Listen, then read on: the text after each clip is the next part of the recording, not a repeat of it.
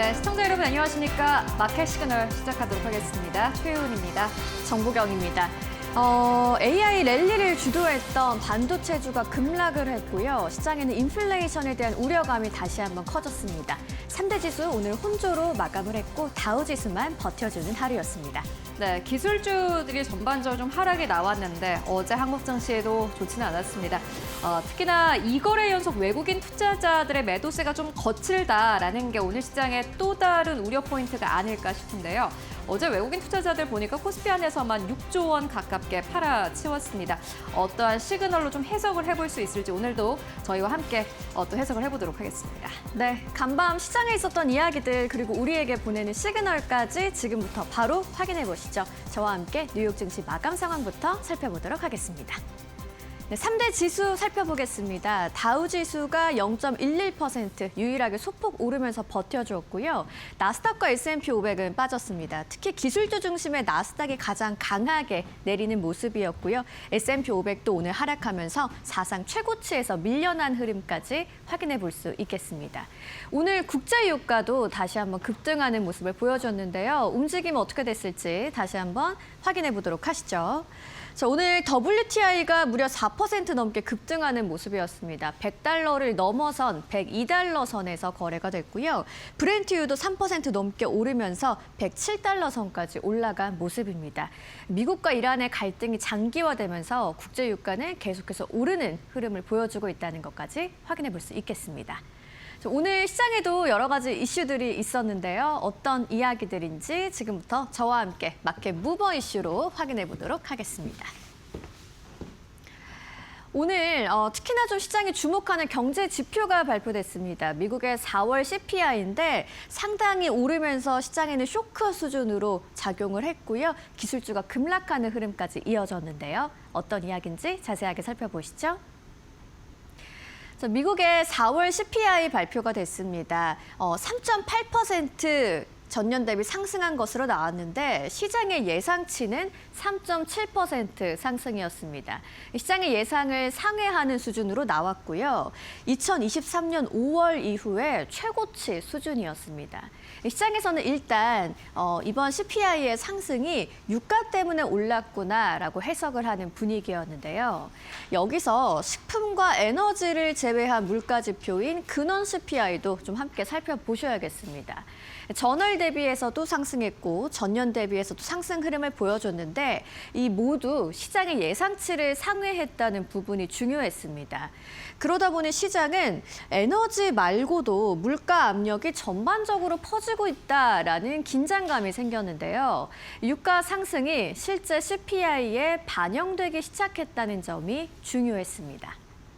자, 오늘 시장의 핵심적인 내용을 조금 더 살펴보도록 하시죠. 일단 고유가가 실제 물가를 자극했다는 점이 상당히 중요했습니다. 아시다시피 중동 쪽으로는 긴장이 지속되고 있는 상황이죠. 미국과 이란의 협상, 교착 상태에 빠졌고요. 호르무즈 해협의 공급 우려감도 확대되고 있는 분위기입니다. 특히나 트럼프 대통령은 현재 휴전 상황과 관련해서 생명 유지 장치 상태다라는 발언을 내놓기도 했습니다. 그래서 오늘 WTI와 브렌트유, 국제유가는 장중에 4% 내외로 급등을 했고요. 이러한 에너지 가격의 상승이 CPI 상승의 40% 이상을 차지한다는 것까지 알 수 있습니다. 오늘 이 CPI를 통해서 물가 압력이 전반적으로 확산되고 있다는 걸 확인한 시장인데요. 세부적인 내용을 좀 들여다보시면 휘발유 가격 급등했고요. 항공유, 호텔, 식료품 등도 동반 상승 흐름을 이어갔습니다. 주거비의 상승도 지속됐고 실질 임금은 감소세로 전환을 했습니다. 시장이 주목한 부분은 이렇게 정리를 해볼 수가 있겠는데요. 일시적인 유가 상승이 아니라 고유가 장기화에 따른 인플레이션 재확산 가능성에 주목을 하고 있는 겁니다. 자, 이어서 내용을 조금 더 확인해 보도록 하시죠.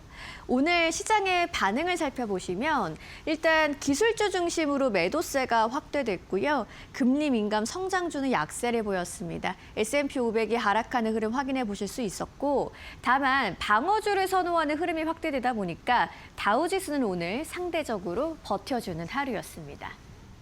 자, 연준의 전망에 어떤 변화가 있을지도 시장이 좀 주목을 하고 있는데요. 시장의 금리 인하에 대한 기대감은 다소 후퇴를 했습니다. 고금리가 장기화될 가능성 재부각되고 있는 상황이고요. 오늘 시장 관점에서 좀 한마디로 정리를 해본다면 유가발 인플레이션을 확인한 시장, 그 안에서 기술주가 숨고르기에 들어간 하루였다라고 정리해 볼 수 있겠습니다. 이 내용과 이어서 한번 살펴보실 만한 부분이 있는데 AI 랠리에 급제동이 걸렸습니다. 메모리와 반도체 쪽으로 차익 실현 투매가 좀 강하게 일어난 하루였는데요. 어떤 이야기인지 조금 더 자세하게 들여다보시죠. 오늘 시장의 핵심적인 특징은 최근 가장 많이 올랐던 메모리 그리고 CPU 관련 종목 중심으로 매도세가 강하게 나왔다는 겁니다. 주도주인 엔비디아는 버텨줬지만 브로드컴, 마이크론, AMD, 인텔, 퀄컴, 램리서치 할 것 없이 너나 할 것 없이 상당히 좀 약세를 보인 하루였고요. 최근에 인텔과 마이크론 살펴보시면 1년 사이에 상당한 급등세가 나왔었죠. 이러한 과열 부담이 누적된 상태에서 오늘 나온 CPI가 차익 실현의 명분을 제공해줬다라고 볼 수 있겠습니다. 그래서 오늘 시장의 반응을 조금 더 들여다보시면 이 내용을 더 아실 수가 있는데요. 시장의 내부적인 분위기를 해석해보면 이렇습니다. 고유가로 인한 CPI 쇼크가 금리 부담을 확대한 하루였고요. 고밸류 부담이 큰 반도체주부터 차익 실현이 집중된 모습을 확인해 볼 수 있었습니다. 시장의 해석이 반도체 업황이 악화됐다라고 본 건 아니고요. 다만 AI 과열에 대한 부담 그리고 CPI발 금리 부담 속에서 그동안 상당히 빠르게 올랐던 종목들이 숨고르기에 들어간 것으로 볼 수 있겠습니다. 자, 여기에 해석을 더해주는 파이낸셜 뉴스의 입장도 하나 가져와 봤는데요. 최근 가파른 상승세를 거치면서 차익 실현의 기회를 노리던 투자자들이 오늘의 CPI 발표를 계기로 매물을 쏟아낸 것으로 보인다라는 파이낸셜의 이야기입니다. 결국 오늘 시장 이야기 조금 더 정리를 해보면요. 이 반도체의 급락이 AI의 성장 스토리에 대한 기대감이 꺾였다고 보기는 어렵고요. 과열된 주도주 쪽에서 강한 차익 실현 신호가 먼저 나온 하루였다라고 볼 수 있겠습니다. 자, 오늘 시장의 이슈들 확인을 해보셨고요. 종목들에 관한 자세한 이야기는 최효은 앵커와 만나보시죠. 네, 반도체가 전반적으로 빠진 하루였습니다. 이것도 그럴 법한 게 최근 들어선 또 반도체 중심으로 상승 랠리가 아주 강하게 나왔기 때문에 오늘 시장에서는 다른 업종이 좀 좋았던 업종이 있다고 하더라도 반도체가 크게 내렸기 때문에 전반적으로 시장이 좀 하락세였다라고 느끼셨을 것 같습니다. 그렇다면 간반 빅테크 기업들 어떻게 마감했을까요? 먼저 엔비디아 함께 만나보시죠. 전반적으로 보시다시피 하락세로 거래를 마감을 한 가운데서도 엔비디아 0.6%대 상승 탄력 보여줬습니다. 시티증권은 엔비디아에 대해서 다시 한번 매수 의견을 재확인하기도 했습니다. 엔비디아가 실적 발표를 앞두고 있는 상황 속에서 긍정적인 실적을 발표할 것이다라고 전망을 했고요. 이렇게 전반적으로 빨간물로 물든 가운데서도 보시다시피 상승 탄력 보여주면서 거래 마감했습니다. 그 이외에 사실 다른 반도체주들은 전반적으로 하락이었습니다. 마블 테크놀로지 2%대 하락, 마이크론 테크놀로지도 역시나 마찬가지로 3%대 하락, AMD 2%대 하락 나왔는데요.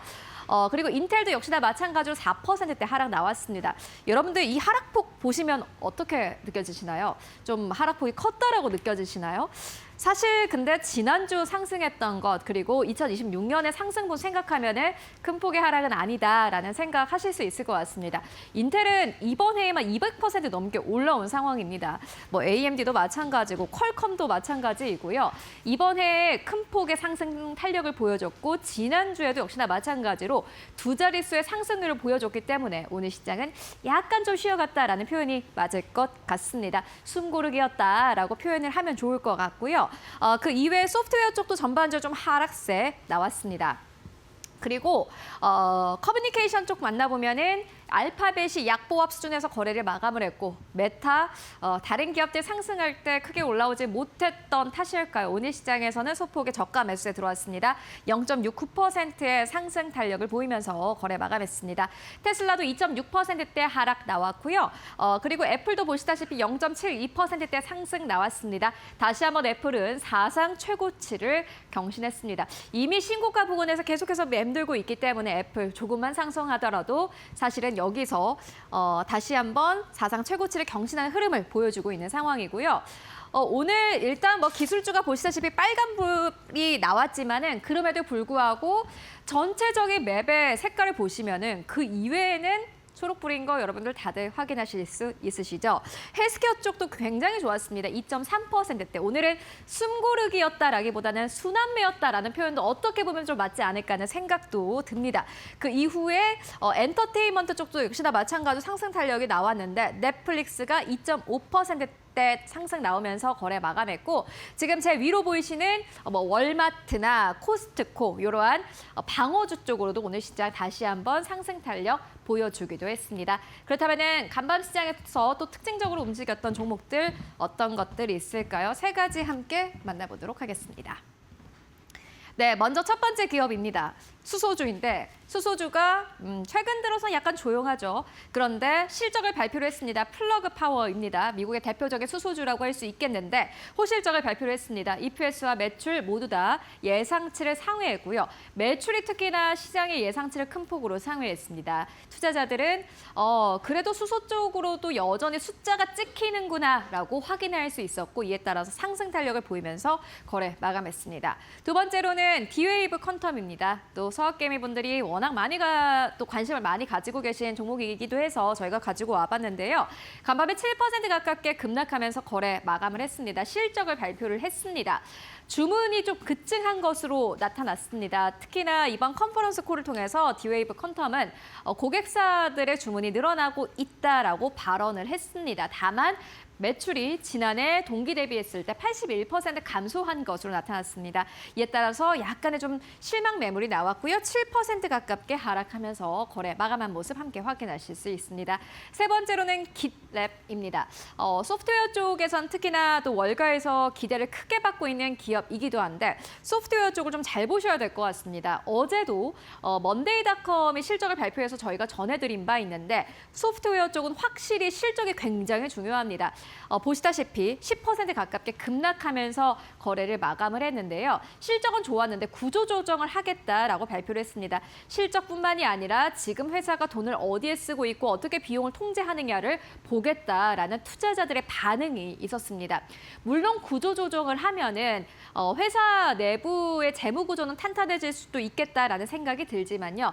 소프트웨어 쪽은 지금 투자를 막대하게 해서 선점을 해야 하는 그러한 시장인데 깃랩 같은 경우에는 구조조정을 하겠다라고 밝히면서 투자자들이 지금 인재를 데리고 와서 더 사업을 크게 키워도 모자랄 판에 이렇게 구조조정을 한다고라는 의문이 나왔고요. 이와 함께 10% 가깝게 급락하면서 거래를 마감한 모습 함께 확인하실 수 있습니다.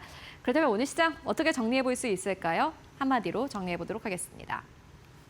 저희가 CNBC에서 가지고 왔는데요.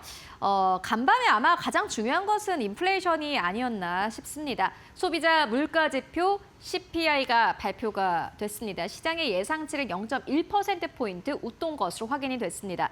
시장에서는 이미 알고 있었습니다. 물가가 높을 것이다라고 이미는 알고 있었는데 이게 시장에 사실 거의 반영이 되지 않았습니다. 유가가 상승할 때에도 주가도 계속해서 상승을 했었죠. 이에 따라서 시장은 이렇게 인식을 했다라고 CNBC는 논평을 했는데요.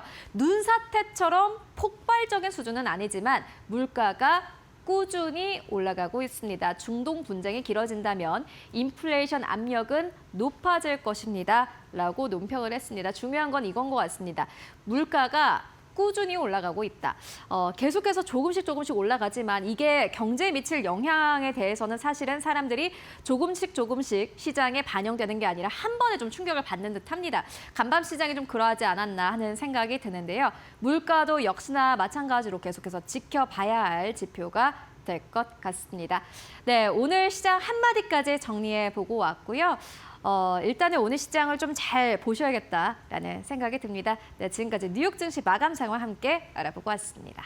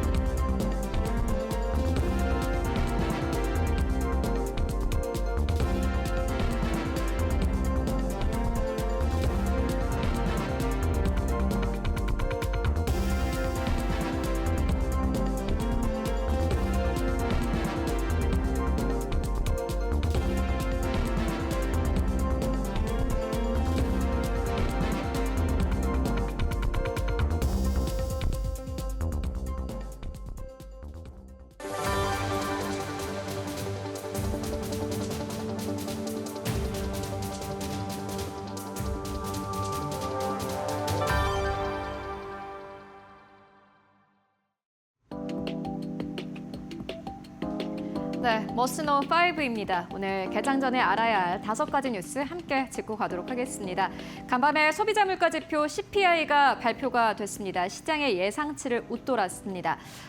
이에 따라서 많은 투자 은행들의 의견이 나오고 있는데요. 캐피털 이코노믹스는 이렇게 이야기를 했습니다. 휘발유와 식품 가격 상승으로 인해서 인플레 기대 심리를 자극할 수 있다라고 논평했는데 어떠한 내용일지 자세하게 만나보도록 하겠습니다.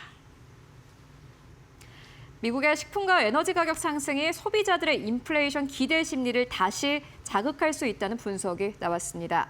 캐피털 이코노믹스의 스티븐 브라운 북미 수석 이코노미스트는 4월 물가 지표와 관련해 식품 인플레이션이 다시 가속화되는 조짐이 나타나고 있다며 휘발유와 식료품 가격이 동시에 오르면 가계의 인플레이션 기대를 더욱 끌어올릴 수 있다고 평가했습니다.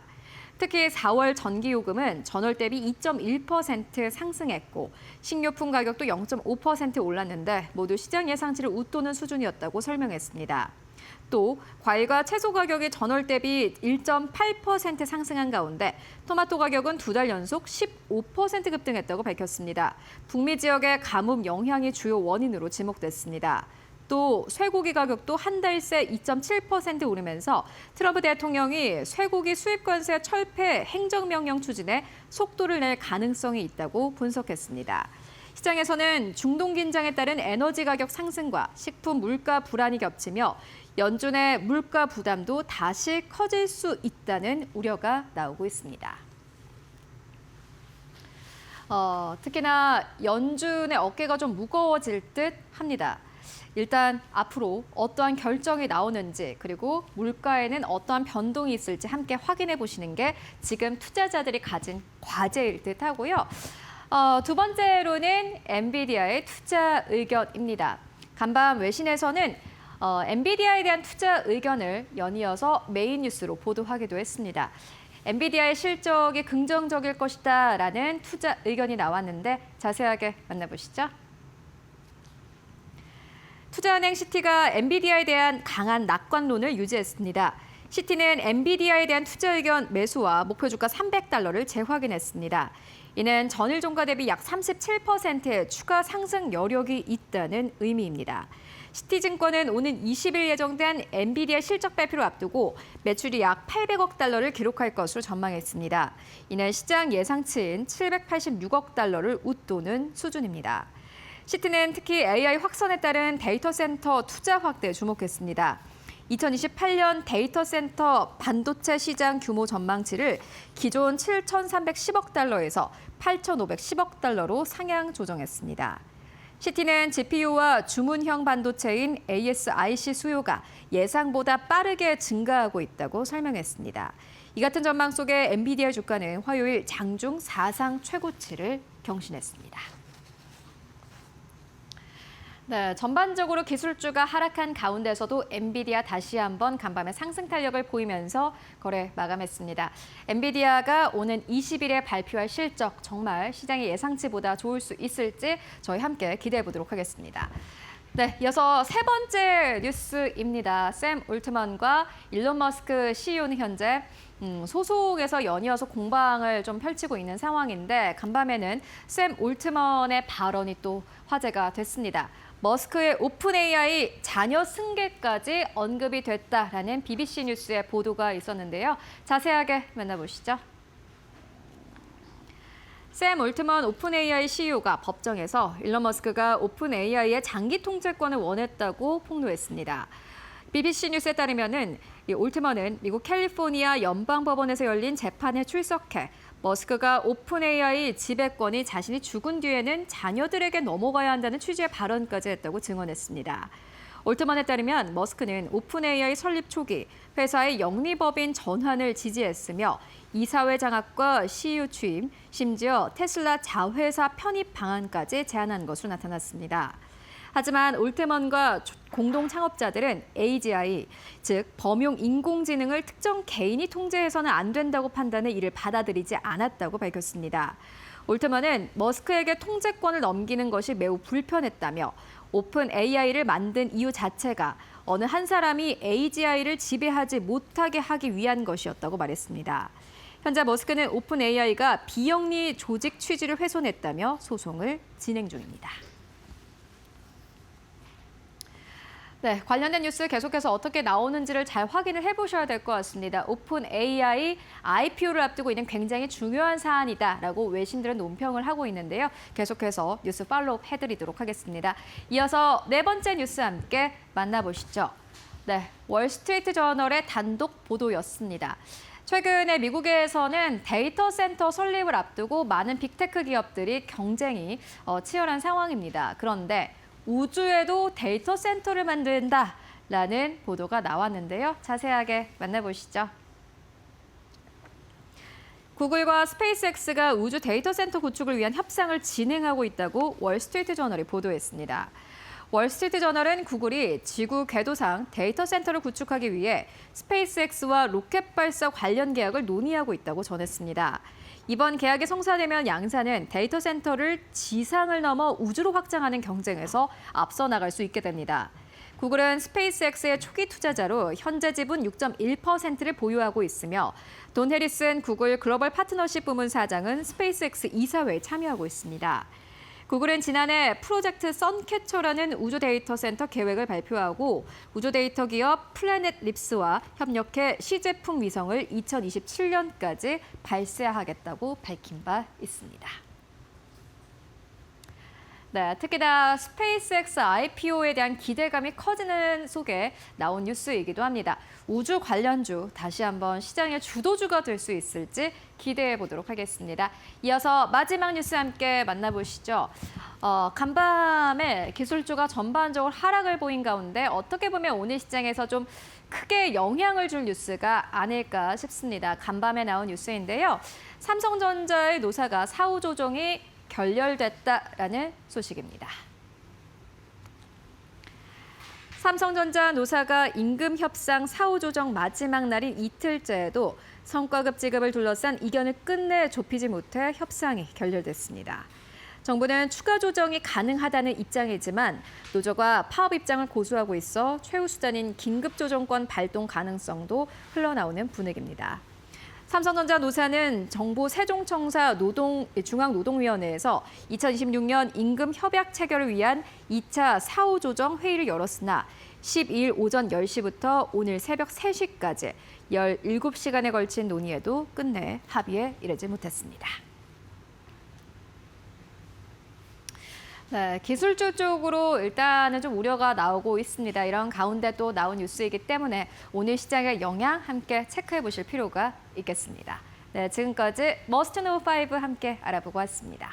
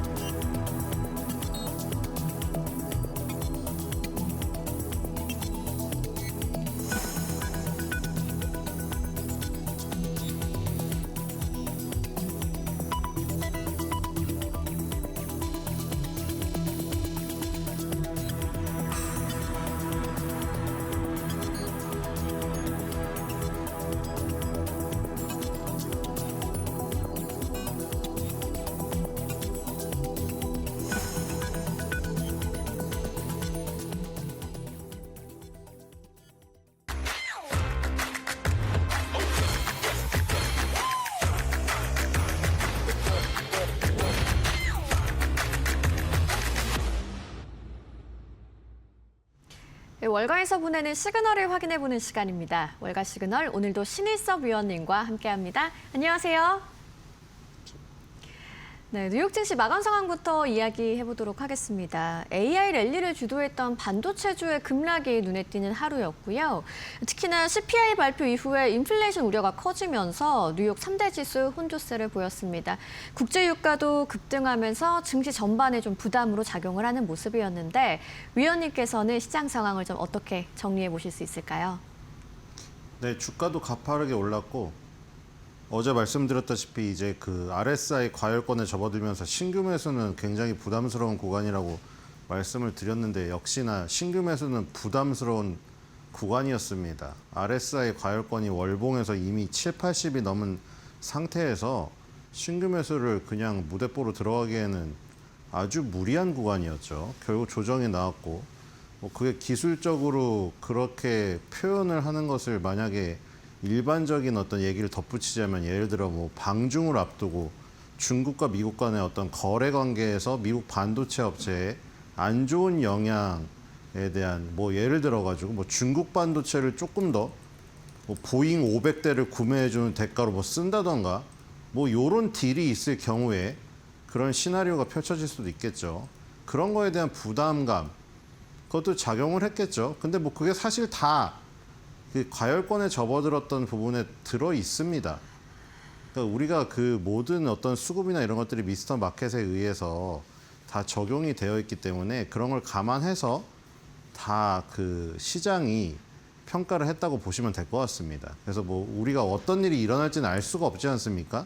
방중에서 어떤 일이 일어날지 혹은 뭐 반도체 업체에서 어떤 지금 버블이 터질지 알 수는 없지만 일단 그런 부분들이 다 과열권에 접어들면서 위험 신호를 주고 있다는 거죠. 그래서 그런 것들을 조금 생각을 하면서 신규 매수자들은 접근을 해야 될 것 같습니다. 네, 시장이 좀 상당히 과열이 돼 있던 상황에서 AI나 반도체처럼 이렇게 최근에 급등주 쪽으로 매도세가 강했던 하루였고요. 신규 투자자분들은 조금 주의가 필요한 구간이다라는 말씀으로 정리해 보겠습니다. 그럼 월가에서 보내는 시그널 어떤 게 있었을까요? 키워드로 바로 만나보시죠.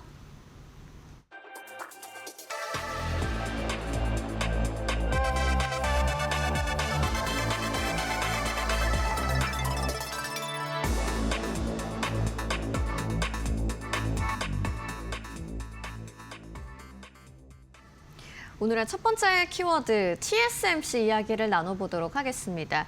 미국 애리조나 투자에 200억 달러를 추가로 승인을 했는데요. 미국 역사상 최대 규모의 단일 해외 직접 투자 프로젝트라고 합니다.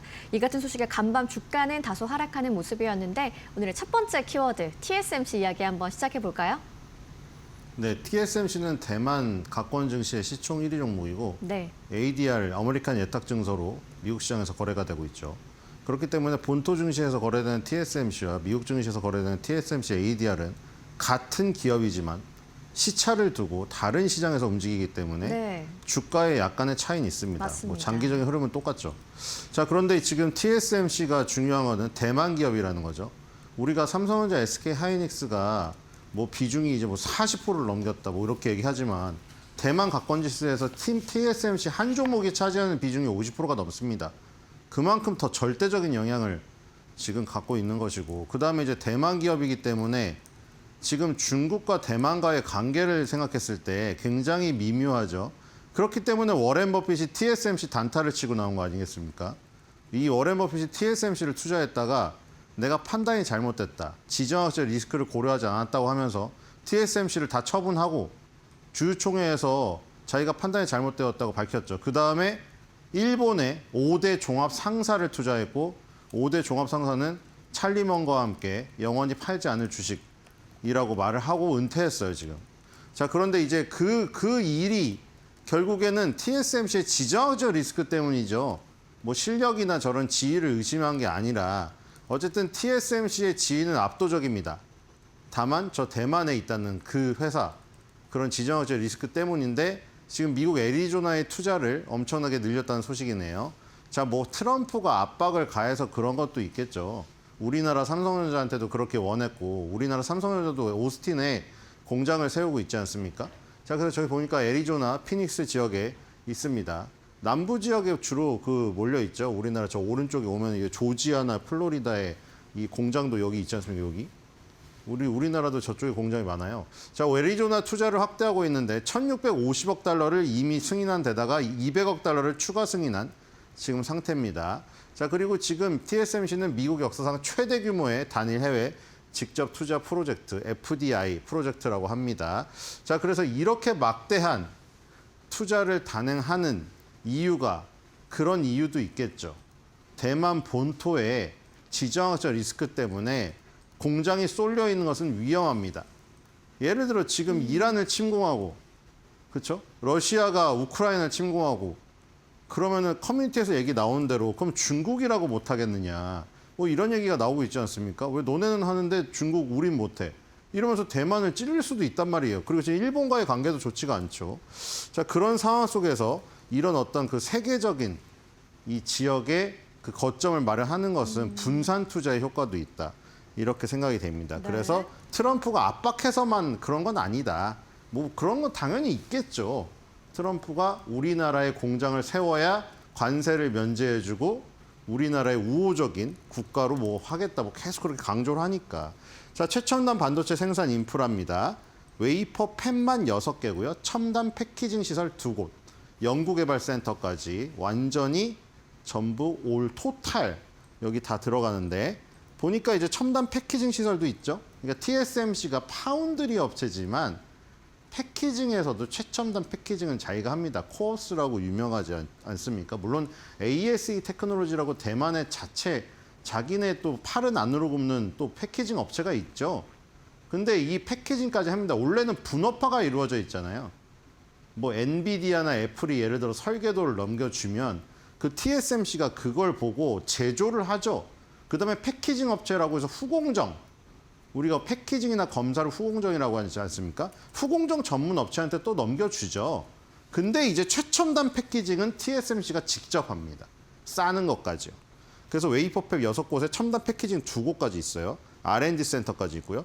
생산 로드맵을 보니까 역시 최첨단 공정인데 뭐 아주 뒤떨어지는 칩을 생산하겠습니까? 세계 최고의 칩을 생산하죠. 누굽니까? 무조건 엔비디아죠. 엔비디아의 블랙엘 GPU를 지금 양산을 이미 시작한 상태입니다.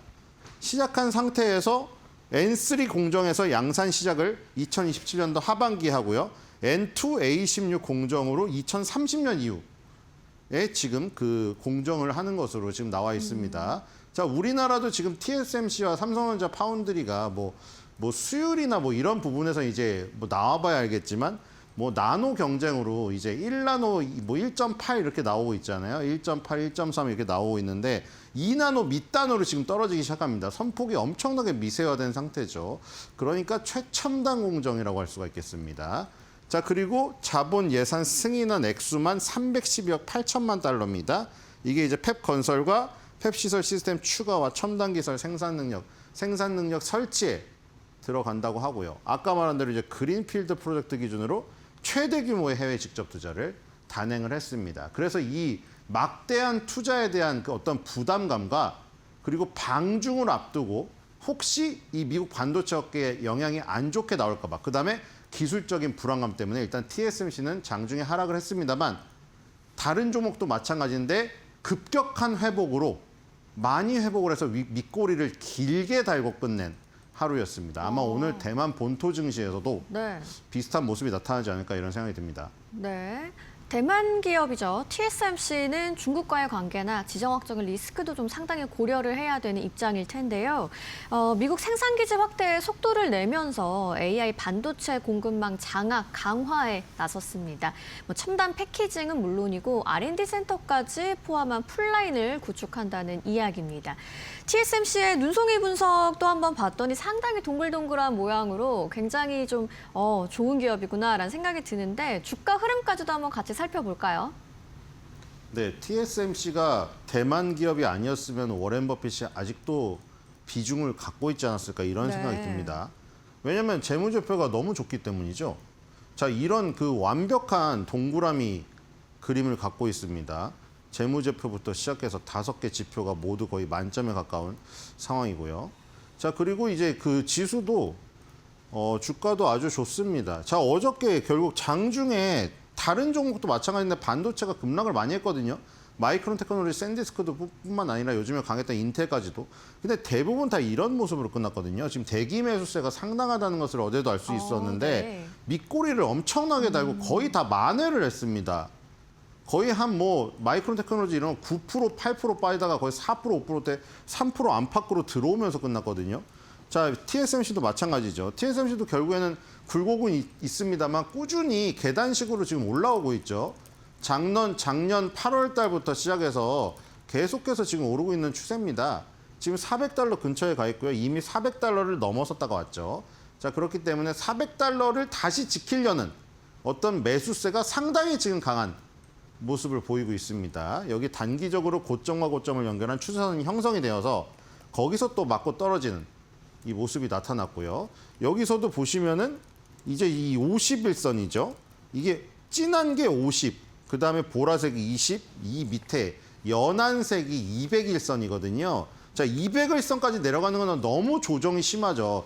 201선은 상당히 아래에 있고 TSMC는 지금 51선을 넘나들면서 오고 있는데 보면은 이 부분에서도 51선 밑에 한동안 있다가 갭 상승으로 뚫고 올라왔죠, 여기. 그렇죠? 갭 상승으로 중요한 부분을 뚫고 올라오면서 한 단계 레벨업 했던 모습입니다. 자, 어제도 여기 보면은 이 갭이 또 있습니다. 며칠 전에 갭이 또 있었죠. 여기 51선을 넘어서는 갭이 있었고요. 여기서 다시 한번 점프하는 갭이 있었는데 어제도 그 갭을 지켰습니다, 결국. 그렇죠? 이 갭을 지켰기 때문에 아직도 지지세가 강하다 이렇게 볼 수가 있을 것 같고요. 아마 여기서 싸움이 굉장히 좀 치열하게 일어날 것 같아요. 보시면은 21선도 있거든요. 네. 그러니까 갭과 21선의 지지, 그 다음에 이걸 무너뜨려서 51선까지 끌고 내려가려는 뭐 공매도나 이런 세력들과의 싸움이 흥미진진하게 펼쳐질 것 같네요. 자, 그리고 TSMC, 티커는 TSM입니다. 자, 꾸준히 매출액이 늘고 있죠. 막대 그래프를 보면 2022년도 1월 달부터 꾸준히 상승 중입니다. 고점이 계속 올라가죠. 마치 비석이 계속 높이를 높이듯이 꾸준히 매출은 늘어납니다. 외형 성장이 꾸준해요. 자, 17개 분기 중에 14개 분기에서 매출 어닝 서프라이즈 나왔고요. 4월 16일 날 나왔습니다. 2026년도 1분기 실적. 물론 대만 본토 증시에는 TSMC 매달 실적 발표를 하기 때문에 대만 증시는 우리나라랑 비슷한 시간에 열려요. 물론 시차 때문에 우리나라 시간으로 10시 이후에 열리는 것으로 표현은 되지만 비슷한 시간에 열리기 때문에 이 대만 TSMC의 매달 실적을 그러니까 우리나라가 열리는 시장에 확인할 수 있습니다. 그게 이제 미국 시장하고는 또 반대 시간에 저기 나오잖아요. 그 실적을 확인하는 게 더욱더 촘촘히 확인할 수 있는 것이고요. 네. 지금 이것은 이제 분기별로 나오는 것이죠. 좀 이제 텀이 있죠. 자, 35.5 빌리언 달러 매출 예상이었는데 35.9 빌리언 달러로 1.12% 매출 어닝 서프라이즈 나왔고요. EPS는 3.31 달러 예상이었는데 3.49 달러로 5.44% 상회했습니다. 이번에도 매출, 주당 순이익 모두 어닝 서프라이즈가 나왔습니다.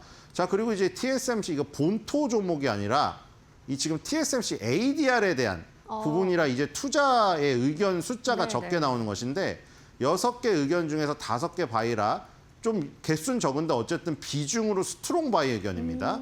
자, 그리고 465달러인데 지금 이게 465달러가 이미 넘어서 있는 상태죠. 자, 그리고 지금 최고 목표 주가는 500달러까지 지금 나와 있거든요.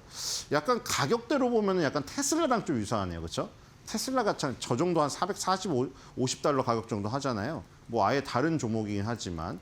그래서 500달러를 향해서 지금 나가려고 하는 모습이고 TSMC가 결국에는 이 어떤 시차가 있기 때문에 이런 매매도 가능하다는 거죠. 이미 어제 미국 증시에서 장중에 반등하면서 끝났잖아요.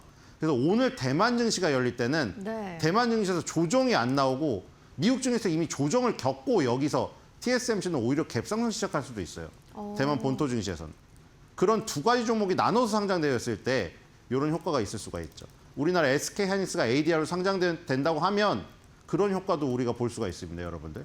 그래서 TSMC ADR을 이 어떤 그 대만 반도체 반도체 업황의 나침반으로 보시는 것도 좋을 것 같습니다. 네. 반도체 업황의 나침반이 되는 TSMC 이야기를 오늘 나눠봤습니다. 미국 현지 공급망 선점에 들어갔다는 이야기였고요. 월간의 강력 매수 의견을 갖고 있는 가운데 최고 목표 주가는 $500까지도 제시가 되어 있는 상황입니다. 한편 대만 증시에서 TSMC의 주가 움직임 어떻게 될지도 꼭 체크를 해보셔야겠는데 갭상승까지도 기대가 된다라는 말씀으로 정리해 보겠습니다. 자, 이어서 월가 시그널의 두 번째 키워드를 바로 만나보시죠.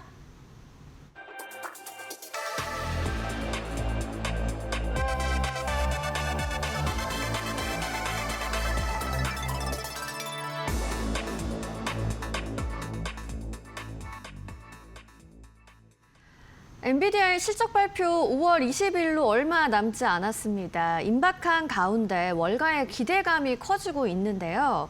특히 웰스파고는 데이터 센터 매출 그리고 EPS의 낙관적인 전망을 내놓으면서 이 목표 주가를 $265에서 $315로 상향했습니다. 이 이야기 바로 한번 시작해 볼까요? 네, 일단 엔비디아의 칩에 대한 수요는 아까 TSMC 생산 능력 확충에서도 이미 드러났네요. 그렇죠? 블랙엘 GPU를 시작으로 엔비디아 GPU 칩들 이 발전하면서 TSMC 생산 능력을 확대하는 게 2030년까지 잡혀 있죠, 이미. 자, 블랙엘 앤 루빈 AI 칩 주문 2027년까지 무려 $1조 플러스가 지금 나와 있는 상태입니다. 그리고 잔여 수주량도 이미 2026년도 4분기 이후에 이윤데 그때 $8,400억 잔여 수주가 지금 남아 있는 상태고요. 자, 분기별로도 지금 마찬가지인데 2027년도 1분기 분기별로 이전 전망이 한 분기에 $781억 매출이었는데 지금 상향됐습니다. $803억 상향됐고요. 주당 순이익도 1.74였는데 1.78로 지금 상향된 상태입니다. 가이던스가 다 상향됐죠. 그중에 데이터 센터가 1년 단위죠. 이거는 1년 단위로 2027년도 예상이 $3,525억 전년 동기 대비 플러스 82%네요. 자, 그리고 2029년에는 무려 데이터 센터 매출만 $6,248억 로 지금 예상이 잡혀 있네요. 저거에 맞춰서 아마 TSMC도 지금 맞춰서 지금 생산량을 늘리는 게 아닌가 싶습니다. AI 인프라 용량을 봤더니 2029년에 무려 25.2기가와트가 필요한 것으로 지금 나와 있네요. 자, 엄청난 지금 전력과 데이터 센터를 만들 땅과 이런 생산 능력 이런 것들이 필요한 게 아닌가.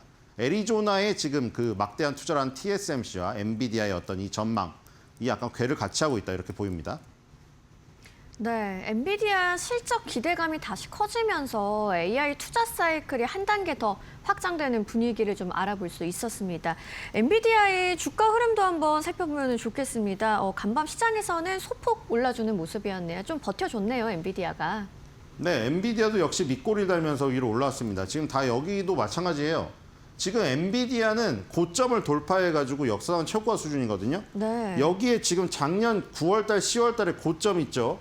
고점을 한번 돌파 시도했다가 지난주쯤에 주저앉았다가 거기를 다시 돌파를 시켰어요. 네네. 이게 한번 뚫어놓기 때문에 한번 찔러봤기 때문에 약해진 거예요. 아, 이 천장이 한번 주먹으로 균열 낸 다음에 다시 돌파를 하니까 약해진 상태에서 뚫어버렸죠. 그랬더니 어떻게 됐죠? 저항이 지지로 바뀌었습니다. 어제 그래서 확인이 됐죠. 여기서 지지를 받은 겁니다. 그러니까 아주 좋죠. 지금 고점이 지지선으로 바뀐 게 확인이 됐어요. 그렇기 때문에 어제의 조정은 오히려 더 좋은 조정이었죠. 한번 땅을 밟아본 거예요. 얼음을 밟아봤더니 단단해요. 여기서 이제 트리플 악셀을 돌 수도 있습니다. 그래서 지금 아주 좋은 지금 흐름이고요. 자, 그리고 엔비디아도 마찬가지, TSMC도 마찬가지입니다. 정말 꾸준한 매출 상향. 그렇네요. 네. 이게 지금 애플이 TSMC의 자리를 다 차지하고 있어서 엔비디아도 지금 줄을 서고 번호표를 받고 있다고 하잖아요. 그러니까 지금 TSMC도 어쩔 수가 없이 애플, 엔비디아를 다 같이 맞아들여야 되니까 계속 캐파를 확충하고 있는 상태입니다. 자, 결국에는 애플이나 엔비디아의 실적이 죽지 않는 이상 TSMC 실적도 죽지 않는다는 것을 우리는 알 수 있고요. 2월 26일 날 실적 발표 나왔었고 이제 20일이니까 이제 7일 안팎으로 또 지금 돌아왔기 때문에 엔비디아 실적이 또 중요해지겠죠. 그리고 아까 보면 데이터 센터 매출을 중요시한 거를 봤을 때 이번에도 실적 발표에서 봐야 될 건 데이터 센터 매출입니다. 네. 그리고 지금 방중을 앞두고 지금 설왕설래가 오가고 있는데 젠슨 왕 회장님이 이번에 같이 참여를 못 하셨어요. 그렇습니다. 근데 시장에서는 좋게 판단을 하고 있더라고요. 그걸 또. 어차피 중국 데이터 센터 매출은 끝났다. 어차피 중국하고 관계도 없는데 괜히 갈 필요가 없다. 뭐 이렇게 판단했던데 지금 가봐야 알 것 같고요. 자, 매출액이 이 68.13빌리언 달러가 실제로 나오면서 3.38 매출 상회했고요. EPS는 1.50달러였는데 1.62달러 나오면서 8% 어닝 상회가 나왔습니다. 이 실적이 좋았고 17개 분기 중에 무려 16개 분기에서 매출 어닝 서프라이즈 기록을 지금 세우고 있습니다. 자, 이번에도 좀 기대가 되죠. 자, 42개 의견 중에서 40개의 바이, 정말 압도적인 스트롱 바이 의견입니다. 276.41달러, 25.19% 업사이드가 나와 있는 상태입니다. 자, 엔비디아의 실적 발표, 그 다음에 트럼프의 방중, 아주 TSMC와 엔비디아의 주가에 중요한 이벤트가 다가오고 있다. 이렇게 볼 수가 있겠습니다. 네, 다음 주 예정돼 있는 엔비디아의 실적 발표에서 데이터 센터 매출 좀 특히 중요하게 봐야 된다라고 이야기해 주셨습니다. 트럼프의 방중 이벤트도 좀 중요한 변수가 될 것 같고요. 월간은 엔비디아에 대해서 압도적인 강력 매수 의견을 내놓은 상태입니다. 오늘 TSMC와 엔비디아 이야기를 나눠봤는데 그러다 보니 우리 시장에서는 역시 삼성전자로의 시그널이 어떨지도 궁금해집니다. 어제는 좀 매도세가 나오면서 하락한 삼성전자고요. 특히 또 직접적인 AI 인프라 수혜주는 어디가 될지도 궁금한데 한번 이야기해 주시죠, 소장님. 네, 삼성전자와 또 삼성전기죠. MLCC를 휴대폰에 납품하다가 네. MLCC 데이터 센터용으로 납품하면서 확 늘고 그리고 기판도 대면적으로 늘어나면서 삼성전기가 완전 핫 종목으로 떠올랐죠. 그리고 삼성전자, 삼성전기 다 마찬가지인데 어제 장중에 조정이 크게 들어왔잖아요. 그렇습니다. 근데 이게 오히려 좋게 된 게 뭐냐면은 어제 장중에 우리나라에서 조정을 하고 어제 미국장에서 조정을 했는데 미국장에서 마지막에 굉장히 끌어올리면서 끝났거든요. 이렇게 되면 좋은 게 우리나라 시장이 나중에 열린다는 겁니다. 지금 우리나라 시장이랑 미국 시장이 그동안 디커플링 되어 왔잖아요. 지금 좋은 게 커플링 되고 있는데 우리나라 시장이 더 강하게 커플링이 되고 있습니다. 왜냐하면 메모리 반도체가 주인공이 됐기 때문이죠. 그래서 장중 조정은 어제 마쳤다. 그러니까 지금 대만 TSMC 얘기랑 지금 똑같이 얘기하고 있는 거예요. 이게 세계 증시가 왜 우리가 미국 증시 이렇게 볼까요? 우리나라 증시만 따로 움직이면 이 시간에 미국 증시를 하고 있을 이유가 없습니다, 여러분들. 시간 낭비죠? 제가 미국 증시를 왜 소개를 하겠어요, 여기서? 미국 증시랑 연장되기 때문에 영향이 크고 그럼 뭐냐면 여러분들은 이렇게 이어서 생각하시면 돼요. 우리나라랑 대만 증시가 몇 시간 전에 미국 증시에서 열린 거예요. 그러니까 장중 조정을 할 거를 장 전에 조정을 한 거예요.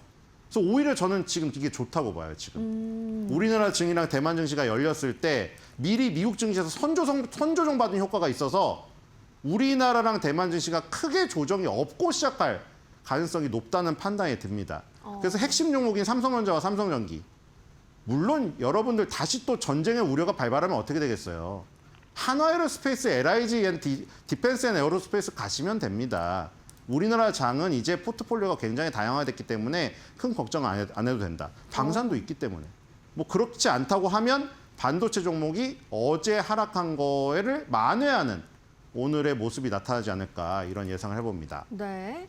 어제 우리 증시에서 조정이 나온 삼성전자였지만 오늘 만회 흐름 기대된다고 해주셨고요. 삼성전기도 굿 시그널 기대된다는 이야기 정리해 보겠습니다. 오늘도 월가 시그널 신일섭 위원님과 함께했습니다. 좋은 말씀 고맙습니다.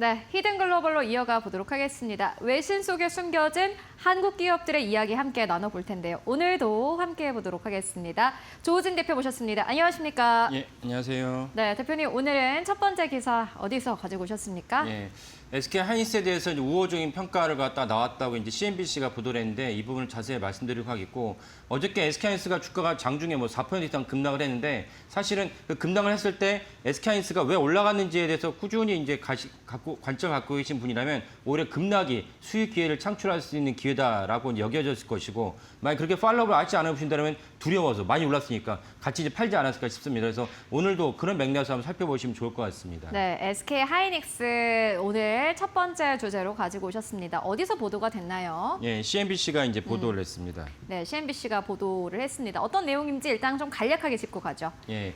그 댄 아이브스라고 많은 분들 아시겠지만 웨드부시의 이제 유명한 애널리스트인데 이분이 CNBC에 출연해가지고 지금도 뭐 몇 년째 뭐 똑같은 주제가 다뤄지고 있는데 무엇이냐면 도대체 AI 혁명이라는 게 실체가 있는 거냐? 실체가 있다는 것은 어떤 의미에서 주시장에서 중요하냐? 실체가 있어가지고 빅테크들이 엄청난 투자를 갖다 벌이고 있는데 투자한 만큼 돈을 회수하고 있느냐? 이게 투자하는 것이 의미가 있느냐? 이런 관점에서 AI 혁명 실체에 대해서 계속 3년째 이제 논쟁 중입니다. 그 분야에 있어서 이제 그 S&P 500이 또 엄청나게 계속 이제 상승을 하고 있고 필라델피아 반도체 지수도 계속 상승하고 있으니까 CNBC가 댄 아이브스를 불러다가 해당 관련해서 이제 인터뷰를 했습니다. 그 중에서 당연히 이 AI 혁명의 주체 중에 하나가 엔비디아가 있지만 또 하나 SK하이닉스가 있지 않습니까? 그래서 거기에 대해서 언급한 부분이 있어서 오늘 좀 AI 혁명의 배경에 대해서 같이 다루면서 SK하이닉스를 우리가 더 올라간다고 봐야 되는 것이지 아니면 이젠 정점이니까 팔아야 되는지 한번 살펴보도록 하겠습니다. 댄 아이브스가 한 3년 전쯤이었나요? 뭐 그런 이야기를 했어요. 파티는 끝나지 않았다. 지금 아직 파티가 한참 진행 중인 초입이다. 요걸 한 3년 전쯤에 이야기를 했던 것 같은데 보니까는 여전히 강세론자인 것 같고 보니까 나스닥이 3만까지 간다. 이렇게까지 이야기를 했더라고요. 저희가 첫 번째 키워드로는 혁명의 초입으로 좀 꼽아봤습니다. 이게 좀 두 가지 의견을 나뉘고 있는 것 같아요. 혁명의 초입인데 일단은 돈이 너무 막대하게 쏟아붓는 게 의미가 없다라는 게 첫 번째 이제 입장이고 두 번째 입장은 그 반대 입장이 되겠죠. 이렇게 돈을 쏟아부어서 뭔가 부가가치가 창출된다라는 입장이 있을 텐데 그 부분도 함께 정리해 주시죠. 예, 그 부분이 이제 댄 아이브스가 출연한 거에 대한 핵심적인 이제 내용이라고 볼 수 있는데 혁명의 초입인데 단순하게 이제 구두로 야, 이거 잘 되고 있어 이런 게 아니고 실질적으로 빅테크들이 혁명의 초입답게 막대한 돈을 쏟아붓고 있지만 거기에 대해서 추가로 매출을 해서 일으키고 있고 영업이익을 일으키고 있다. 그러니까 사실은 이 AI 혁명이 정점이다라는 그 논쟁에 대해서는 댄 아이브스가 아니다라고 발표를 한 것입니다. 구체적으로 또 하나 주목할 만한 대목이 AI 칩 수요가 실제로 공급보다도 10배가 많다. 그러니까 공급 시장이 열심히 공급을 하고 있죠. 뭐 엔비디아가 칩을 만들고 SK하이닉스가 메모리를 만들고 있지만 실제로 그런 수요에 비해서 공급은 적기 때문에 여전히 매출과 주가가 올라갈 수밖에 없다라는 것을 단적으로 또 압축해서 설명을 했습니다. 네, 그렇다면 이제 이게 혁명의 초입이라면은 저희가 자연스럽게 그런 생각을 해볼 수 있잖아요. 그러면 주가가 더 간다는 거네라는 생각이 드는데 그렇다면 뭐 주가가 얼마 정도로 간다고 보는 걸까요? 예, 아이브스는 뭐 여러 가지 지수가 있지만은 아이브스는 나스닥을 갖다 기준으로 봤을 때 나스닥을 기준으로 봤을 때 그 아이브스가 말했을 때 26,000이었거든요. 그럼 26,000인데 아이브스는 내년에 3만이 간다 이렇게 얘기를 했습니다. 그러면 이제 앞으로 15% 정도 상승할 수 있다. 그런 여력이 있다 보시면 되겠고 이거는 지수이기 때문에 지수를 갖다 구성하는 여러 종목 중에서 특별히 우리가 봤을 때 뭐 우리가 다 알다시피 이제 AI 혁명의 주체는 이제 칩은 이제 엔비디아 GPU이고 그다음 메모리는 이제 SK 하이닉스라 봐야겠죠. 이런 관점에서는 지수가 15%라는 거는 사실 두 종목은 더 갈 수 있는 여력이 많다라고 봐야겠습니다. 네, 지수 자체가 지금보다 약 15%의 상승 여력이 있다 이렇게 내다본 댄 아이브스입니다. 두 번째 키워드 만나볼게요. 이번 키워드는 댄 아이브스와 마이클 버리. 영화 빅쇼트의 실제 주인공으로도 유명한 인물입니다. 요 인물의 뭐 스탠스가 다르다라는 것 때문에 요 키워드가 나온 것 같은데 두 사람의 의견이 다르다고요? 예. 그 마이클 버리는 시종일관 이제 그 쇼트의 그 공매도의 대가답게 이 AI 혁명에 대해서 부정적인 입장을 표시를 했습니다. 최근에도 했고, 근데 마이클 버리의 그런 어떤 입장에 대해서 좀 분석을 해보면은 이분이 금융 전문가답게 금융 관점에서 AI 혁명을 분석하면서 야 정점이다, 버블이다 이렇게 분석한다고 볼 수 있습니다. 그러니까 엔지니어링 차원에서 실체에 대한 접근의 하드웨어나 소프트웨어에 대해서는 이해도는 좀 떨어지지 않나 싶습니다. 그 근거로 무엇이냐? 작년에도 마이클 버리가 이 AI 혁명이 있다가 정점이 이루었으며 심지어 분식회계를 하고 있다라고 발표를 했는데 분식회계를 하고 있다 발표한 근거가 무엇이냐면은 엔비디아 칩을 감가상각을 해야 되는데 보통 3년 단위로 감가상각하는데 니네 왜 5년과 6년에 걸쳐서 감가상각하느냐. 그래서 영업이익이 늘리고 있으니까 이거 분식회계다라고 이제 분명히 말을 했어요. 근데 실제적으로 엔비디아 칩을 갖다 3년에 마무리할 수는 없는, 왜냐면 엔비디아 칩은 똑같은 엔비디아 칩이라도 고가 엔비디아 칩을 3년에 갖다 감가상각한다면 그럼 엔비디아 칩을 잘못 만든 것이죠. 내구성이 떨어지는 것이죠. 그런 점에서도 알 수가 있고 두 번째 무엇이냐. 엔비디아 칩이 많은 분들 아시겠지만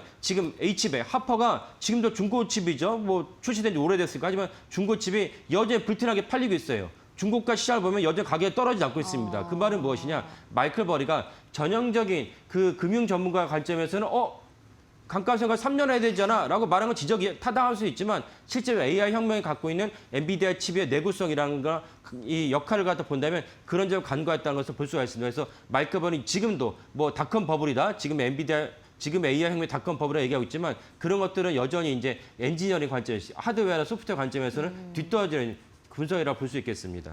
네, 알겠습니다. 댄 아이브스와 마이클 버리의 의견이 약간 다르다라는 부분 함께 자세히 짚고 왔고요.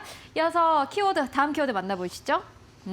빼놓을 수가 없습니다. SK 하이닉스를 다음 키워드로 꼽아봤습니다. 보니까는 댄 아이브스가 SK 하이닉스도 언급을 했더라고요. 예.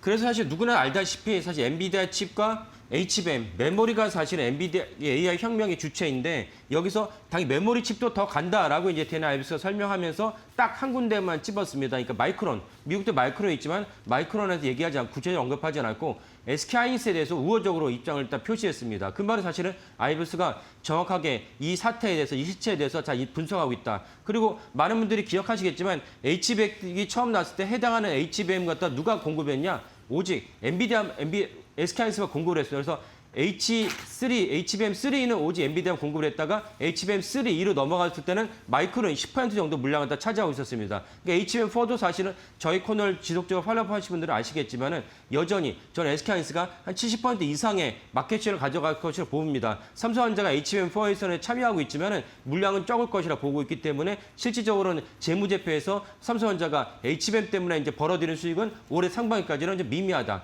그런 관점에서 삼성전자가 주가 올라간 이유는 무엇이냐? 오직 레가시, 그러니까 범용 디램 가치가 너무나 올라갔기 때문에 삼성전자 올라간 것이고 이 분야도 사실은 함축적으로 마이클 버리가 메모리 3사 중에서 오직 SK 하이닉스만 언급한 것도 그런 배경이라고 해석을 합니다.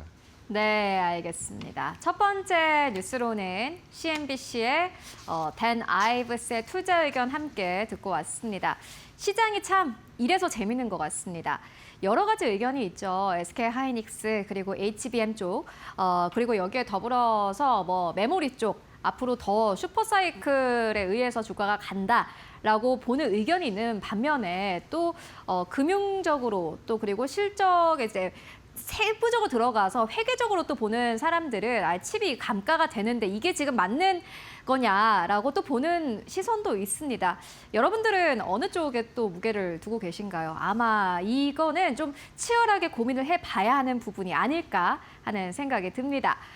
이어서 두 번째 이슈로 넘어가 보도록 하겠습니다. 대표님이 이번 이슈는 또 어디서 가지고 오셨을지 굉장히 궁금한데요. 예, 블룸버그가 현대차의 로봇 산업이 우리가 보통 생각해도 생산 현장 국한했었는데 해당 로봇 산업이 국방 분야로 확대되고 있다라는 게 보도를 했습니다. 그래서 우리나라 국방부에까지 직접 취재를 했는데 결국 우리나라 국방부 육군에 그 대체할 수 있는 그런 어떤 인력으로 현대차 로봇이 이제 간주되고 있다라고 이제 보도를 했습니다. 네, 이게 굉장히 좀 대표님께서 관련된 뉴스를 연이어서 가지고 오고 계세요. 보니까 현대차가 좀 로봇의 진심이다라는 생각도 들고 어쨌든 간에 로봇 산업 쪽에 이제 현대차가 만약에 여기서 어떤 좀 기술력을 잘 가지고 간다면은 기업 가치가 꽤 좀 높아질 것 같다는 생각이 드는데 일단 이 부분 조금 더 자세하게 만나보죠. 예. 그래서 우리가 현대차의 대표적인 로봇이라면 이 휴머노이드 로봇 아틀라스가 있지만 네. 이 아틀라스를 갖다가 우리나라 육군과 군 병력에 투입하는 것은 아니고 그 블룸버그 보도를 보면 아틀라스보다는 현실적으로 가장 적합한 로봇은 무엇이냐? 지금 화면에는 사족 보행 로봇이 있습니다. 네. 그리고 이제 또 사륜 이동 로봇, 모브 애드 등이 있습니다. 그래서 이런 로봇들이 실제로 휴머노이드라는 건 사람 같은 형태죠. 그런 로봇은 이제 생산 현장에 쓸 수 있지만 국군을 대체할 수 있는 로봇 중에는 그런 로봇 병사가 아니고 이런 로봇들이 사실은 대체적으로 이제 그 정찰을 한다든지 위험한 지역의 지뢰 탐지라든지 이런 것을 대체할 수 있는 여력이 충분하기 때문에 일단은 이런 로봇들이 이제 우리나라 육군에 편입이 돼가지고 현대차가 또 다른 매출을 일으킬 수 있는 중요한 모멘텀이 될 수 있겠다라고 이제 그 블룸버그가 보도를 했습니다. 네, 알겠습니다. 그렇다면은 키워드로 바로 다음 내용 함께 살펴보도록 하겠습니다. 로봇 국방 자원이 될 수 있다라는 물음표입니다. 일단 지금 앞서서 뭐 로봇 종류 같은 거를 설명을 해주셨는데 지금 현대차가 가지고 있는 로봇이 어떻게 좀 쓰이고 있고 이게 국방 자원으로 쓰일 수 있는지 궁금하거든요. 예.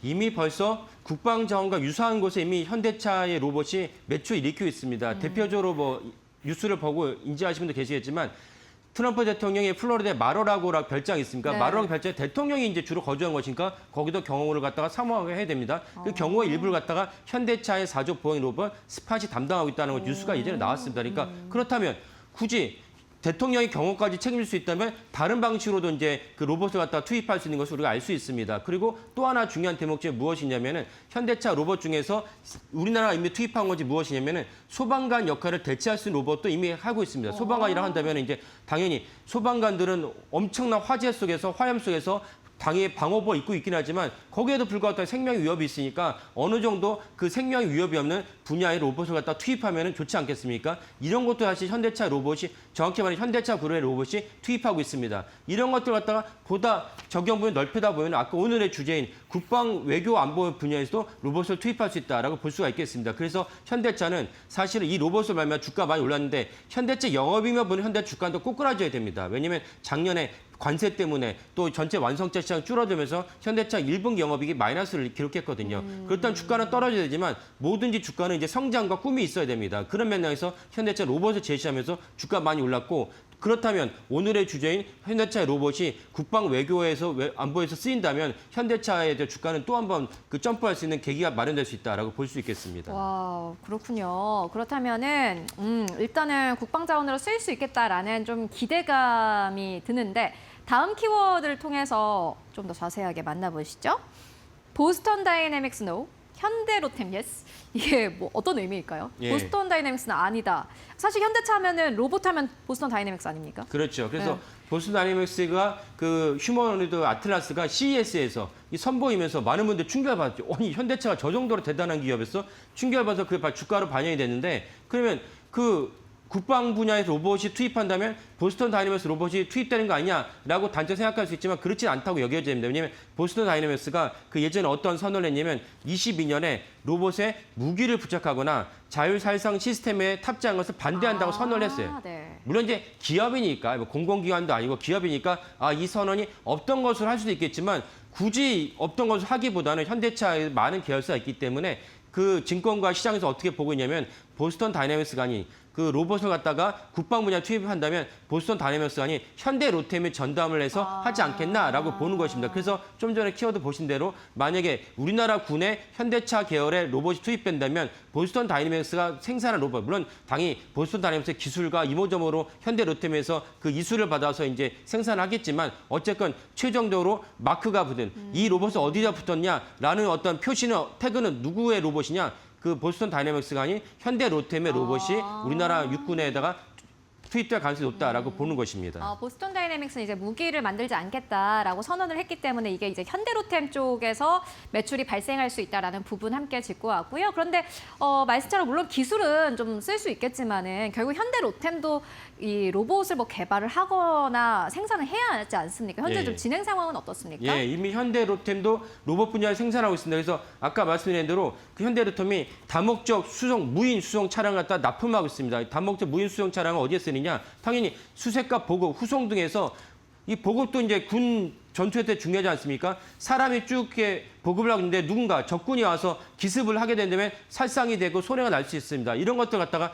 로봇이 담당한다면 문제가 그 인명피해가 최소화시킬 수 있습니다. 이런 점을 갖다가 현대로템이 이미 하고 있다라고 보시면 되겠고, 그리고 이제 그 환자 후송 같은 경우도 사실 현대로템 로봇이 대체하고 있습니다. 이렇기 때문에 아까 그 증권가의 전망이 어느 정도 일맥상통하다. 보스턴 다이내믹스는 우리는 살상 무기용으로 쓰지 않겠다라고 선언을 했으니까, 그렇다면 굳이 보스턴 다이내믹스의 어떤 외부적인 어떤 명성도를 갖다가 흠이 가면서까지 굳이 현대차 그룹이 보스턴 다이내믹스 로봇을 갖다가 국방에 투입할 필요 없다. 보스턴 다이내믹스가 준 기술을 갖고 현대로템이 제작을 한다면 문제될 것이 없다라고 이제 볼 수 있겠습니다. 네, 현대차가 이제 지금 로봇 분야에서 가지고 가는 뭐 기술력 그리고 경쟁력 이런 것들이 사실 지금 시장에서 크게 부각은 되고 있지는 않은데, 그럼에도 불구하고 연이어서 나오는 뉴스들 함께 보시면은 꼭 챙겨봐야 할 뉴스가 아닐까 하는 생각이 듭니다.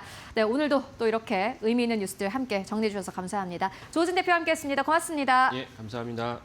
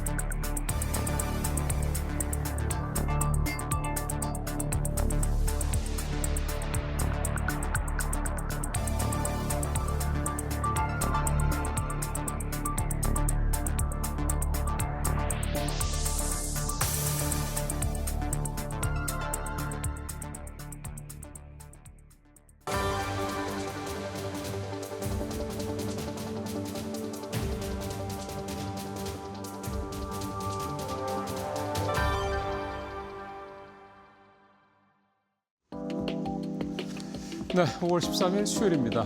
뉴스 시작하겠습니다.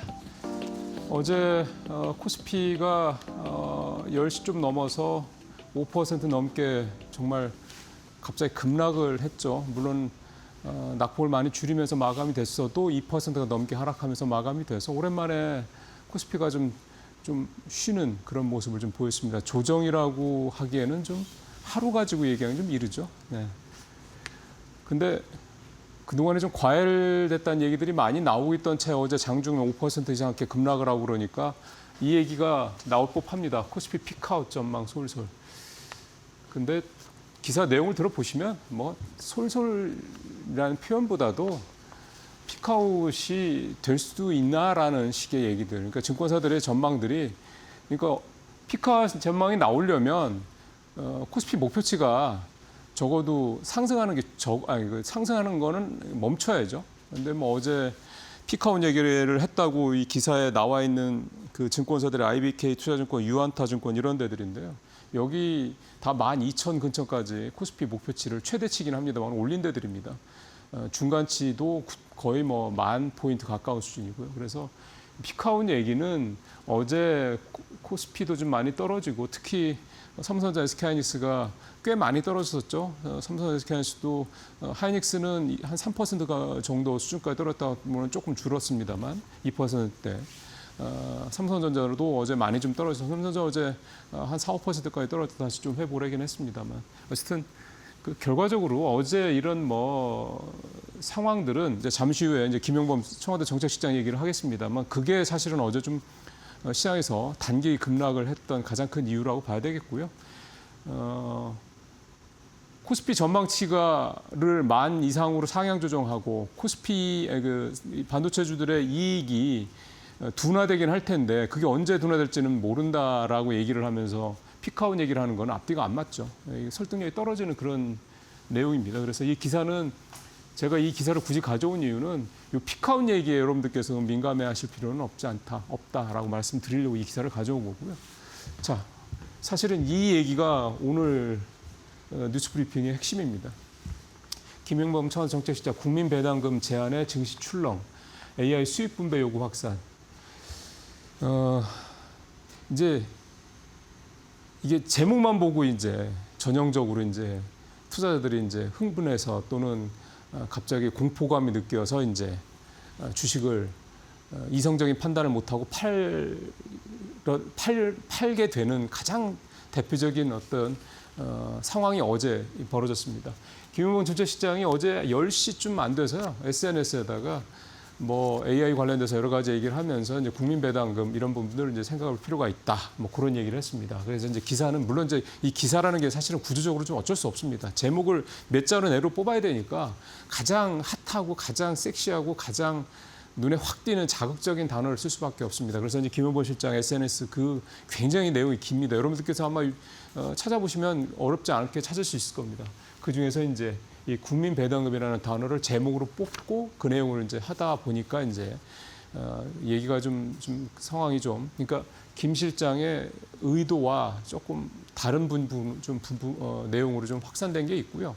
특히 이거를 블룸버그가 받아가지고 이제 글로벌 전 세계 타전을 했죠.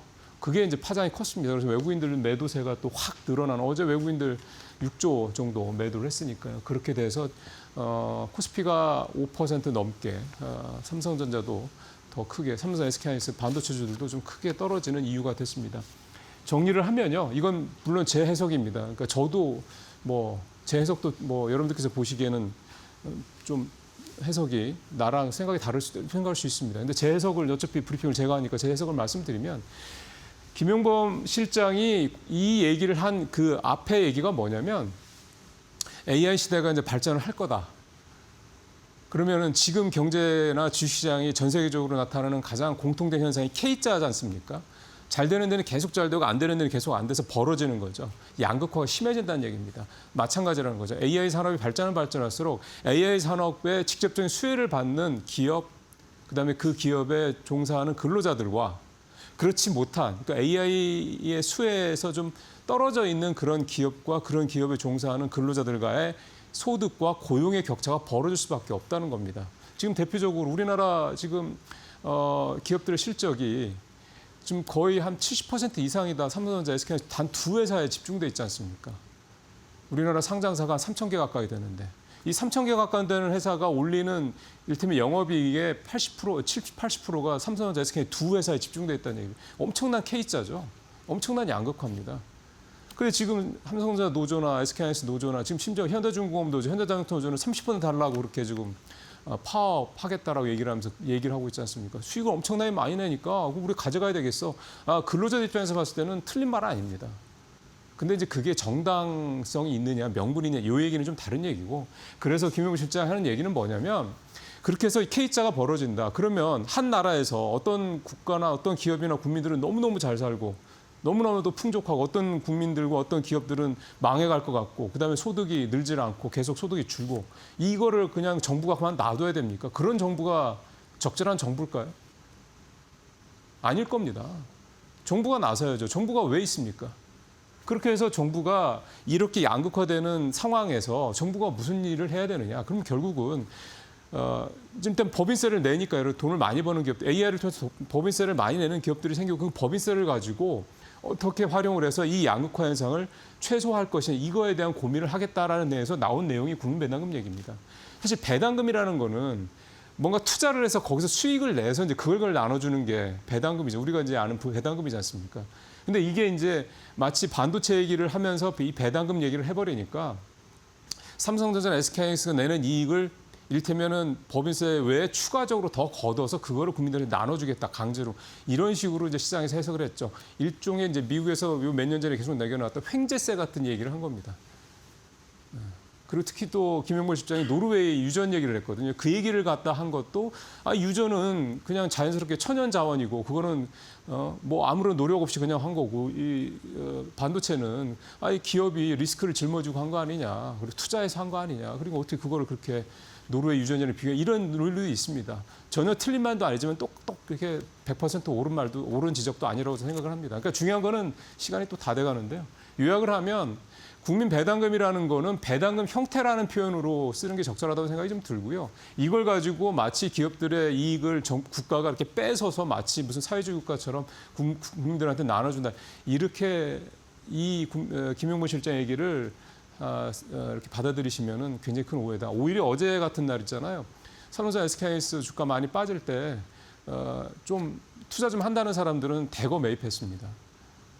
이걸 그렇게 생각하지 않는다라는 거죠. 마치 정부가 기업들의 이익을 뺏어갈 것처럼 생각하지 않는다라는 거죠. 이런 식의 어떤 기사라든가 이런 식의 어떤 논리라든가 이런 식의 얘기들이 텔레그램이나 유튜브에서 돌겠죠. 그런 거에 현혹되셔서 알토란같이 모아놓은 이 좋은 주식을 이렇게 팔았을 경우 나중에 후회를 할 수밖에 없는 겁니다. 그래서 이 얘기를 오늘 좀 사실 좀 길게 말씀을 좀 드렸고요. 앞으로도 이런 내용들의 기사나 뭐 이런 어떤 컨텐츠들이 많이 돌아다닐 겁니다. 정확하게 그 내용을 알지 못한 상태에서 그냥 제목만 보고 이렇게 좀 감정적으로 이렇게 휩싸이셔서 투자를 그르치시는 일이 없으셨으면 하는 바람에서 이 기사를 좀 오늘 자세히 말씀드렸습니다. 예, 세 번째, 네 번째 기사는 짧게 가죠. 반도체 이제 미중 정상회담 시작이 되죠.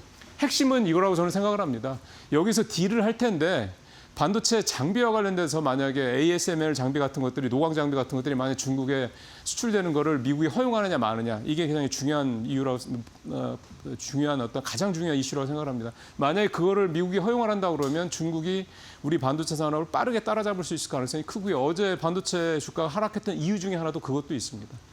근데 그게 아니라 그러면 현재의 어떤 그런 시간적 격차, 기술적 격차를 좀 더 장기간 가져갈 수 있다 이렇게 볼 수가 있겠습니다. 그래서 이번에 미중 정상회담에서 우리 투자자분들께서 가장 중요하게 봐야 될 부분은 이 반도체 핵심 장비, 특히 ASML의 노광 장비가 중국에 수출되는 걸 미국이 허용하느냐 마느냐 이거를 가장 중요하게 보시면 되지 않겠냐 생각이 좀 듭니다. 마지막으로 소프트뱅크 얘기인데요. 이 기사에 시간이 없으니까 딱 30초대로 말씀드리겠습니다. 보스턴 다이내믹스가 상장을 할 거라는 얘기 때문에 최근에 현대차와 현대차 그룹주들 되게 주가 많이 올랐죠. 근데 이제 칼자를 쥐은 건 소프트뱅크라는 얘기인데 소프트뱅크가 10% 넘게 이 다이내믹스 주가를 보스턴 다이내믹스의 지분을 갖고 있기 때문입니다. 근데 결론은 그겁니다. 소프트뱅크가 바보냐 이거죠. 앞으로 이 보스턴 다이내믹스의 기업 가치가 더 올라갈 것 같은데 지금 괜히 지분을 풋옵션 해가지고 현대차한테 넘길 이유가 뭐가 있겠냐는 겁니다. 그리고 지금 굳이 IPO를 할 필요가 뭐가 있겠냐는. 그래서 이 기사의 결론은 소프트뱅크는 풋옵션을 행사하지 않을 것이다. 그리고 상장도 지금 시장에서 얘기가 나오는 것처럼 그렇게 빠르게 진행되지 않을 것이다. 이 얘기가 이제 이 기사의 골자라고 보시면 되겠습니다. 마치겠습니다.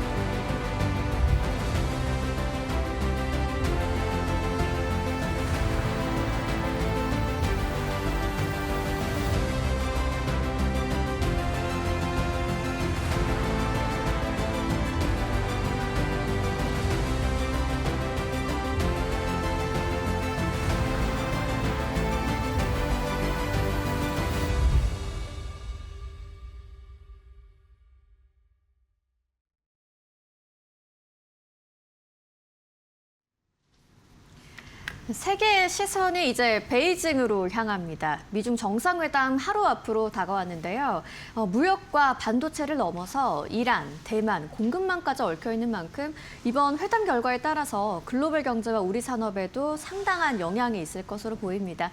오늘 마켓 비하인드는 미중 정상회담의 진짜 핵심 의제는 어떤 건지, 또 우리 한국에는 어떤 파장이 예상되는지 심층적인 이야기 나눠보도록 하겠습니다. 중국 경제금융연구소 전병서 소장님 모셨습니다. 어서 오세요. 안녕하세요. 네. 이번 회담이 참 일정부터 상당히 이례적인 것 같습니다. 보통은 뭐 하루 일정만으로도 굵직굵직한 메시지가 나오는데 이번에 이례적으로 2박 3일로 늘어났고요. 뭐 단순한 일정 확대를 넘어서 어떤 전략적 의미가 담겨 있다고 봐야 될지 궁금하네요. 뭐 일 좀 한다 이런 그 이미지를 주고 싶어하는 건데 일단 의제 폭발이 있었고요. 그래서 당초에 없었던 이란 문제하고 이제 석유 문제들이 등장한 게 하나 있고 네. 두 번째는 이제 중국의 전략이 있는 것 같아요. 그래서 베이징에 오래 있다고 하는 것은 상대적으로 얻을 게 많다. 트럼프 대통령이 이제 그런 것의 의미는 미국의 양보를 더 받아낼 자신이 있다. 이제 이런 것들이 같이 내재가 돼 있고 그래서 뭐 통상의 경우는 뭐 정상회담 하면 한 2번 정도 정상들이 보는데 이번에는 아주 6번을 보게 돼 있어요. 네. 그래서 이것들은 오히려 뭐 양이 아니라 질이 중요한데 이게 양을 늘린다고 하는 것은 조금 보여주기가 있었다. 뭐 그렇게 일단 볼 수 있을 것 같습니다. 알겠습니다. 뭐 일단 다뤄야 할 의제가 너무 많다라는 이야기시고 뭐 긴밀한 관계가 있다라는 것을 좀 연출하려는 의도도 있는 것 같습니다. 또 뭐 단순한 체류 연장이라기보다는 협상과 의전을 동시에 활용하는 장기전 설계라고 볼 수 있을까요? 그러면? 뭐 그것들도 있는데요. 네. 일단은 당장 하나 볼 수 있는 것은 뭐 오늘이죠. 정상회담을 바로 앞두고 하루 앞두고서 이제 베센트 장관하고 허리봉 부총리가 우리 서울에서 회동을 해요. 네. 그 얘기는 일단 합의를 제대로 못 봤다. 이런 문제가 하나 있고 또 어떻게 보면은 이것이 그 미국이 어떻게 보면 좀 서둘러서 해야 되는 필요성 같은 것들이 있어서 어떻게 보면 중국 같은 경우가 이거 사전 준비를 좀 하고 싶어도 못했던 이제 네. 그런 이유가 있었던 것 같아요. 그래서 이번 같은 경우는 이게 조금 당초에 가던 궤도 그 시나리오와는 다른 시나리오가 같기 때문에 이런 문제가 지금 이제 벌어진 거 아닌가 싶습니다.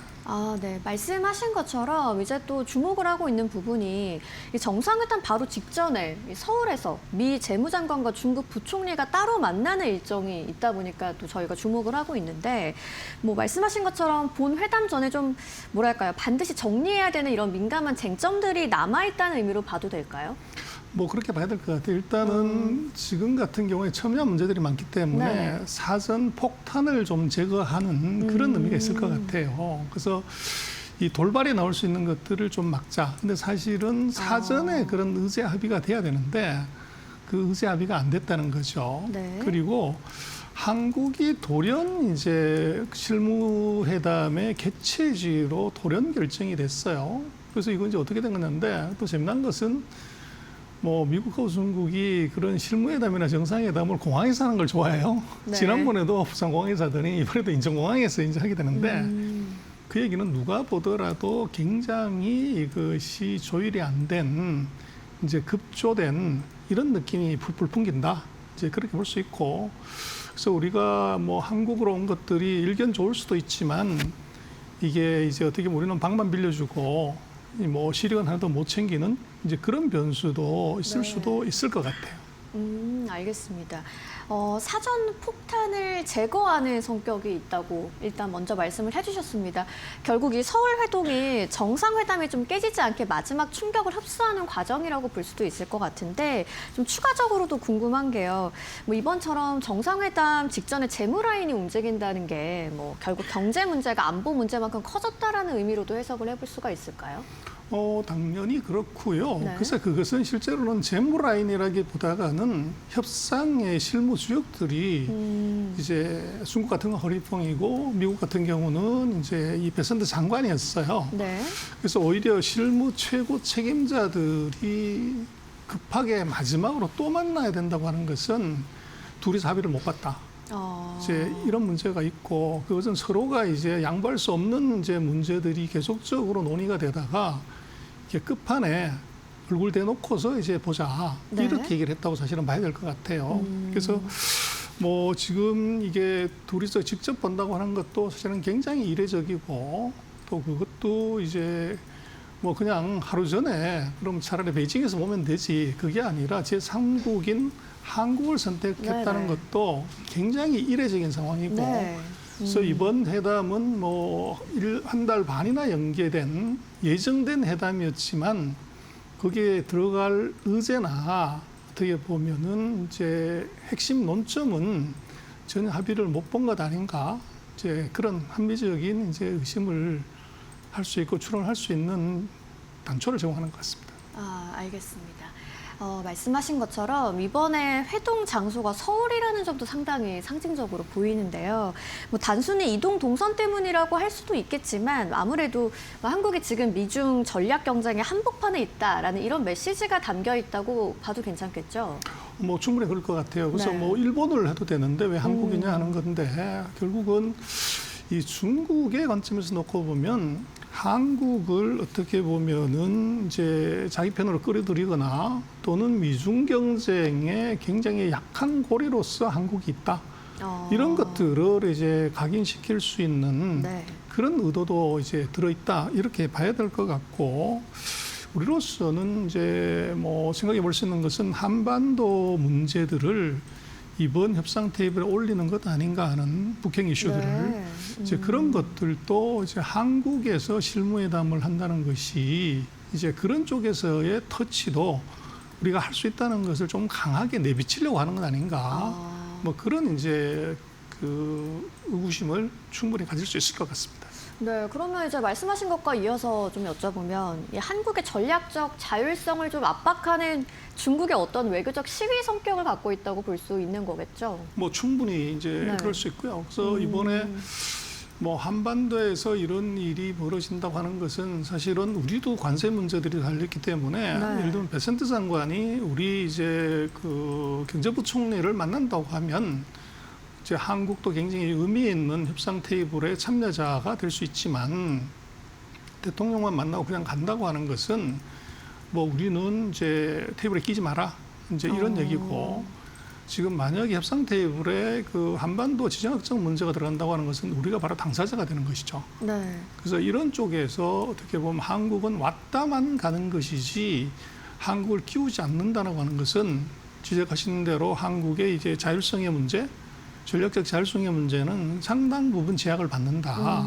그래서 이것은 굉장히 의도된 네. 어떻게 보면 전략이다. 그렇게 충분히 판단할 여지가 있을 것 같습니다. 네, 뭐 결국 서울이 단순한 중간 지점이어서라기보다는 뭐 미중 힘겨루기의 상징적인 공간으로 좀 활용이 되고 있다는 분석이신 것 같습니다.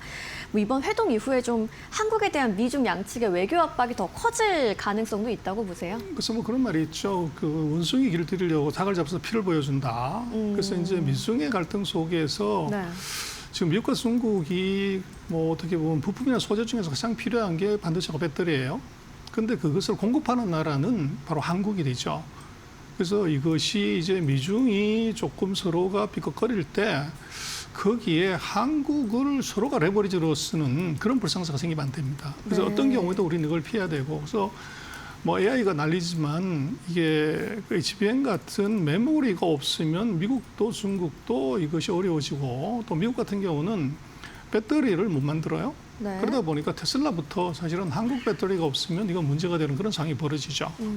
그래서 우리로서는 이것이 두 군데 다가 문제는 이게 반도체 소재의 한 3, 40% 그리고 배터리 같은 경우는 한 7, 80%를 중국이 의존하기 때문에 굉장히 미묘한 상황에 우리가 이제 있고 또 그래서 우리는 미국이나 중국을 잘 관리해야 되는 그런 숙명을 우리가 가지고 있다고 봐야 됩니다. 알겠습니다. 한편 뭐 이번 미중 정상회담의 진짜 핵심 의제가 무엇일까에 대해서도 좀 주목을 하고 있는 분위기인데 뭐 겉으로는 관세나 무역 협상도 부각이 되고 있습니다만 실제로 봤을 땐 이란 그리고 호르무즈 정세가 이번에 회담의 핵심이라는 분석이 나오더라고요. 그렇게 보시는 이유가 어떤 걸까요? 그래서 뭐 트럼프 대통령의 지금 최대 과제는 중간선거에서 이기는 거고 네. 그게 관건은 바로 이란 문제입니다. 그런데 이란 문제 출구가 지금 찾아지지 않고 있는 거죠. 이란 같은 경우는 아마도 뭐 가능하다고 하면 11월 달까지도 이제 물고 들어갈 수 있는 물귀신 전략을 쓰는 것이고 이것의 출구에 이제 어떻게 보면 키를 쥐고 있는 것이 중국일 수 있습니다. 그래서 중국이 이란의 석유를 뭐 80, 90%를 사주기 때문에 이 부분을 사주지 않는다고 이제 협박하거나 이란이 지금 대항하는 것은 이제 저가 드론하고 신형 미사일인데 여기에 들어가는 생산에 필요한 히토류를 중국이 공급하는 거죠.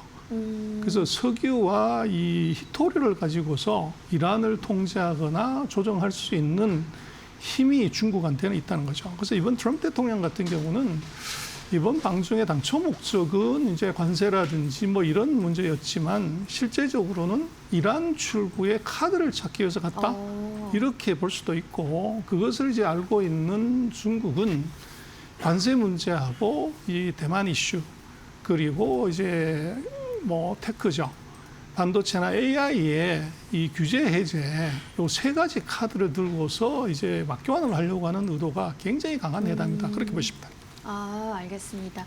뭐 결국 트럼프 대통령은 중동 해법이 필요한 상황이고 뭐 시진핑 주석은 대만이라든지 반도체 문제에서 실익을 챙기려는 협상이 되겠다라는 말씀으로 정리가 되겠습니다.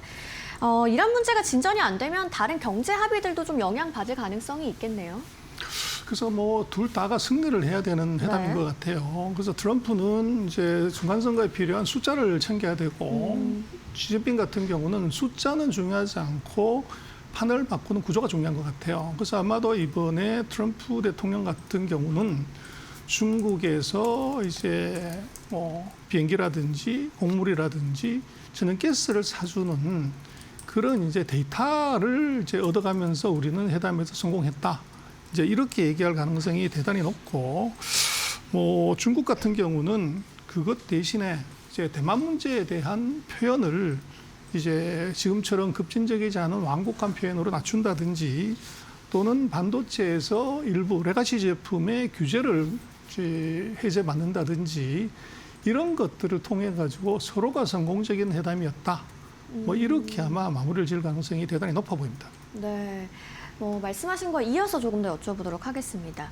뭐 정상회담이 있는 다음에 양국 모두 뭐 성과를 강조하겠습니다만 실제로는 누가 더 구조적인 이익을 가져가느냐가 핵심이 될 것 같습니다. 이 부분에 대해서 어떻게 전망하시는지 조금 더 여쭤볼게요. 그래서 단기 이익은 뭐 이제 미국이 당연히 챙겨가지만 네. 더 근본적인 큰 이익은 중국이 챙겨간다고 봐야 될 것 같아요. 그리고 이번 회담은 어떻게 보면 금년 들어서는 굉장히 중요한 세기의 정상회담처럼 보이지만 이런이지만 맞배길 가능성이 있다는 거죠. 그래서 시진핑 트럼프의 회담이 당연히 앞으로 한 2번 정도 최하 더 있게 되는데 한 번은 이 시진핑이 미국을 답방하는 이제 뭐 기회가 하나 있고 또 지금 아펙 정상회담이 이제 11월 달에 심천에서 열리기 때문에 이제 2번을 더 볼 수가 있고 또 그 사이에 또 여러 가지 국제 행사가 있기 때문에 최하 2번 이상의 미중의 정상이 만날 기회가 있어요. 그래서 그 뭐 2번의 정상회담에서 훨씬 더 구조적이고 심도 있는 얘기를 할 수가 있을 것 같고 이번 같은 경우는 미국이 상당 부분 이제 시간 초읽기에 몰린 상황이기 때문에 그것이 숫자 만들기에 조금 더 이제 미국은 신경을 쓰고 그걸 이용한 중국은 구조 만들기에 어떻게 보면 온 힘을 쏟는 그런 회담이 될 것 같습니다. 네. 좀 더 추가적으로 여쭤보도록 하겠습니다. 이번에 트럼프 방중 경제 사절단에 뭐 머스크를 비롯해서 유명한 기업 CEO들이 대거 합류를 하지 않았습니까? 근데 또 엔비디아의 젠슨왕 CEO가 빠져 있단 말이죠. 이에 대한 함의를 좀 어떻게 보고 네, 계시는지요? 굉장히 중요한 이제 시사를 하는데요. 16명의 CEO가 가는데 거기서 엔비디아가 미국의 대표 기업인 엔비디아가 빠졌다는 것은 그렇죠. 첨단 반도체에 대한 규제 통제 이것은 양보가 없다. 이걸 이제 확실하게 보여준 것이고 그 얘기는 앞으로도 AI에 있어서의 미중 전쟁은 이것은 이제 해빙으로 가능성은 없다. 뭐 그렇게 해석하는 것이 맞을 것 같습니다. 네, 반도체 쪽에서 뭐 양보는 없을 것이다라는 그런 함의가 담겨 있는 명단으로 보인다고 말씀을 해주셨습니다. 뭐 이번 미중 정상회담이 단순한 무역 협상을 넘어서 뭐 안보, 기술, 공급망 그리고 뭐 글로벌 질서 재편까지 연결된 좀 복합적인 협상이라는 점을 다시 한번 확인할 수 있었습니다. 특히나 좀 서울의 회동 무대로 등장했다는 점은 뭐 한국 역시 더 이상 관전자에 머물지 않겠다라는 상황으로 볼 수 있을 것 같은데요. 뭐 회담 결과에 따라서 뭐 반도체, 환율, 시장 흐름까지 영향을 받을 수 있는 만큼 앞으로 좀 나올 메시지들 계속해서 주목을 해 봐야겠습니다. 뭐 대만 관련해서는 또 어떤 해석을 조금 더 해볼 수 있을까요? 대만 같은 경우는 지금 최대 관건이 이제 대량의 200억 불 이상의 무기를 판매한다. 이것이 이제 뭐 방문 전에 있었던 얘기인데 아마도 이번 이란 전쟁 때문에 대만에 대한 무기 판매를 축소하거나 연기할 가능성이 대단히 높아져 보여요. 그래서 그렇게 되면은 중국으로서는 이제 대만 문제에 있어서도 미국에 영향력을 미쳤다.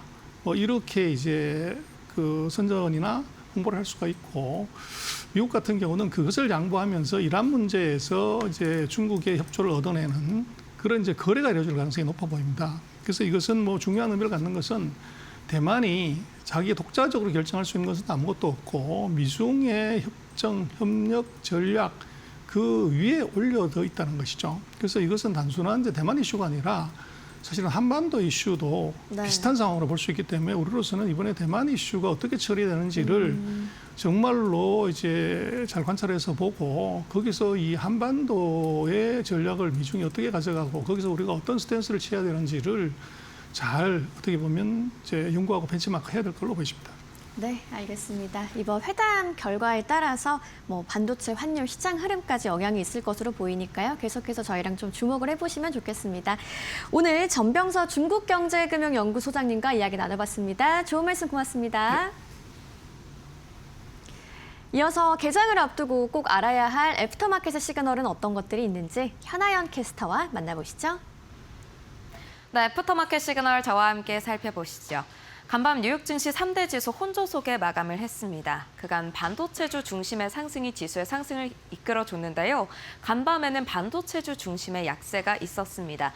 S&P 500 지수 내에서도 섹터 내에서도 기술주 단위 가장 큰 하락폭을 보여줬는데요. 애프터마켓 상황은 8개 기술주 중심으로 함께 살펴보도록 하겠습니다. 엔비디아부터 살펴보겠습니다. 엔비디아 다음 주에 실적 발표가 예정이 되어 있습니다. 실적 발표 전에 시티그룹과 웰스파고 등에서 목표 주가를 일제히 상향 조정하는 모습이었는데요. 반도체주 중심의 하락이 두드러졌던 장세임에도 불구하고 정규장에서 0.6%대 상승해내는 모습이었고요. 애프터마켓에서는 0.3% 하락하는 모습입니다. 아마존에서는 정규장 1%대 하락하는 모습인데요. 아마존이 신선식품을 포함한 배송 서비스, 이 30분 내로 배송하는 서비스인 아마존 나우 서비스를 미국 내 수십 개 지역으로 확대할 전망을 밝혔습니다. 그러면서 정규장에서는 하락했지만 현재 애프터마켓에서 0.31% 상승하면서 266달러 선 현재 지나가고 있습니다. 또 테슬라 함께 살펴보시면요. 정규장에서도 2%대 하락 보였고 애프터마켓에서도 0.14% 하락하고 있는 움직임 보여주고 있는데요. 테슬라에 대해서는 웰스파고가 분석한 결과가 나왔습니다. 4개의 국가에서의 테슬라 차량 판매 상황을 분석한 결과 4월의 판매 차량을 보면 전년 동기 대비해서 7% 상승할 것이다라는 보도를 했는데요. 그럼에도 불구하고 현재 하락폭 키워내는 모습 보여주고 있습니다. 또 알파벳 정규장에서 0.76% 하락했지만 현재 0.74% 상승하면서 하락폭을 다시 이겨내고 있는 모습 보여주고 있는데요. 알파벳은 구글과 스페이스 X가 이 우주의 데이터 센터를 건설하는 걸 논의 중이다라는 보도가 전해지면서 다시 상승으로 회복하고 있는 모습입니다. 이 협의가 굉장히 잘 진행될 경우에, 추진이 될 경우에는 알파벳의 AI 역량과 스페이스 X의 위성 발사 역량이 함께 합쳐지면서 굉장한 결과를 낼 수 있을 것이다 라는 전망이 전해지고 있습니다. 마이크론 정규장에서 하락했고 현재는 하락폭 조금은 이겨내고 있습니다. 차익 실현 매물이 좀 나왔던 정규장이었습니다. 이어서 다음 시그널 함께 살펴보시죠. 네, 유가 흐름 먼저 살펴보도록 하겠습니다. 미국과 이란의 종전 협상이 생각보다 지연되고 있습니다. 트럼프 대통령도 강경한 발언을 계속해서 내놓고 있는데요. 이란과의 휴전이 생명 유지 장치에 의존하고 있다라고 언급을 하기도 했죠. 현재는 0.15% 하락하고 있지만 102달러 선으로 100달러 선을 현재 돌파했다라는 점 체크해 보시면 좋겠고요. 금 가격은 0.01% 소폭 상승하면서 4,100달러 선에 현재 거래되고 4,700달러 선에 현재 거래되고 있습니다. 다음 시그널도 함께 살펴보시죠. 네, 다음 시그널 살펴보시면요. 우리 국내 증시에 영향을 미치는 지표들이 혼조적인 움직임 보여주고 있습니다. 코스피 200 야간 선물 시장 5.29% 상승하면서 1,200포인트 선에 거래되고 있는데요. EWY 한국 ETF는 굉장히 큰 폭으로 떨어졌습니다. 7%대 하락폭 보여주면서 178포인트 선에 거래되고 있고요. 필라델피아 반도체 지수 간밤에 반도체주 중심의 약세가 드러났던 장이었죠. 그러면서 3%대 하락하면서 11,000포인트 선으로 다시 내려오는 움직임 보였습니다. 환율도 살펴보시면요. 1%대 상승 보여줬습니다. 미국 소비자 물가지수가 2달 연속으로 급격하게 상승폭을 보여줬습니다. 3년 만에 가장 큰 인플레이션 수치를 보여줬는데요. 그러면서 안정자산 심리가 커졌죠. 그러면서 달러가 강세를 보였는데 그러면서 원달러 환율은 1%대 상승했습니다. 1,490원대에 거래됐습니다. 네, 이렇게 시그널 함께 살펴봤습니다. 네, 간밤 뉴욕 증시 AI와 반도체 랠리가 멈춰가면서 혼조세로 마감을 했습니다. 필라델피아 반도체 지수의 약세도 이어지고 있다는 점 확인하셨고요. 장중 급등했던 국제 유가 소폭 안정되는 흐름입니다만 여전히 100달러 선 위에 있습니다. 우리가 확인해 볼 부분 코스피 200 야간 선물 시장에서 강하게 올라주고 있는 부분까지 확인이 되겠습니다. 저희가 보내드린 시그널과 함께 이어지는 마켓나우 1부에서 투자 전략 잘 세워가시길 바라겠습니다. 저희는 내일 이 시간 더 알찬 이야기로 찾아오겠습니다. 고맙습니다.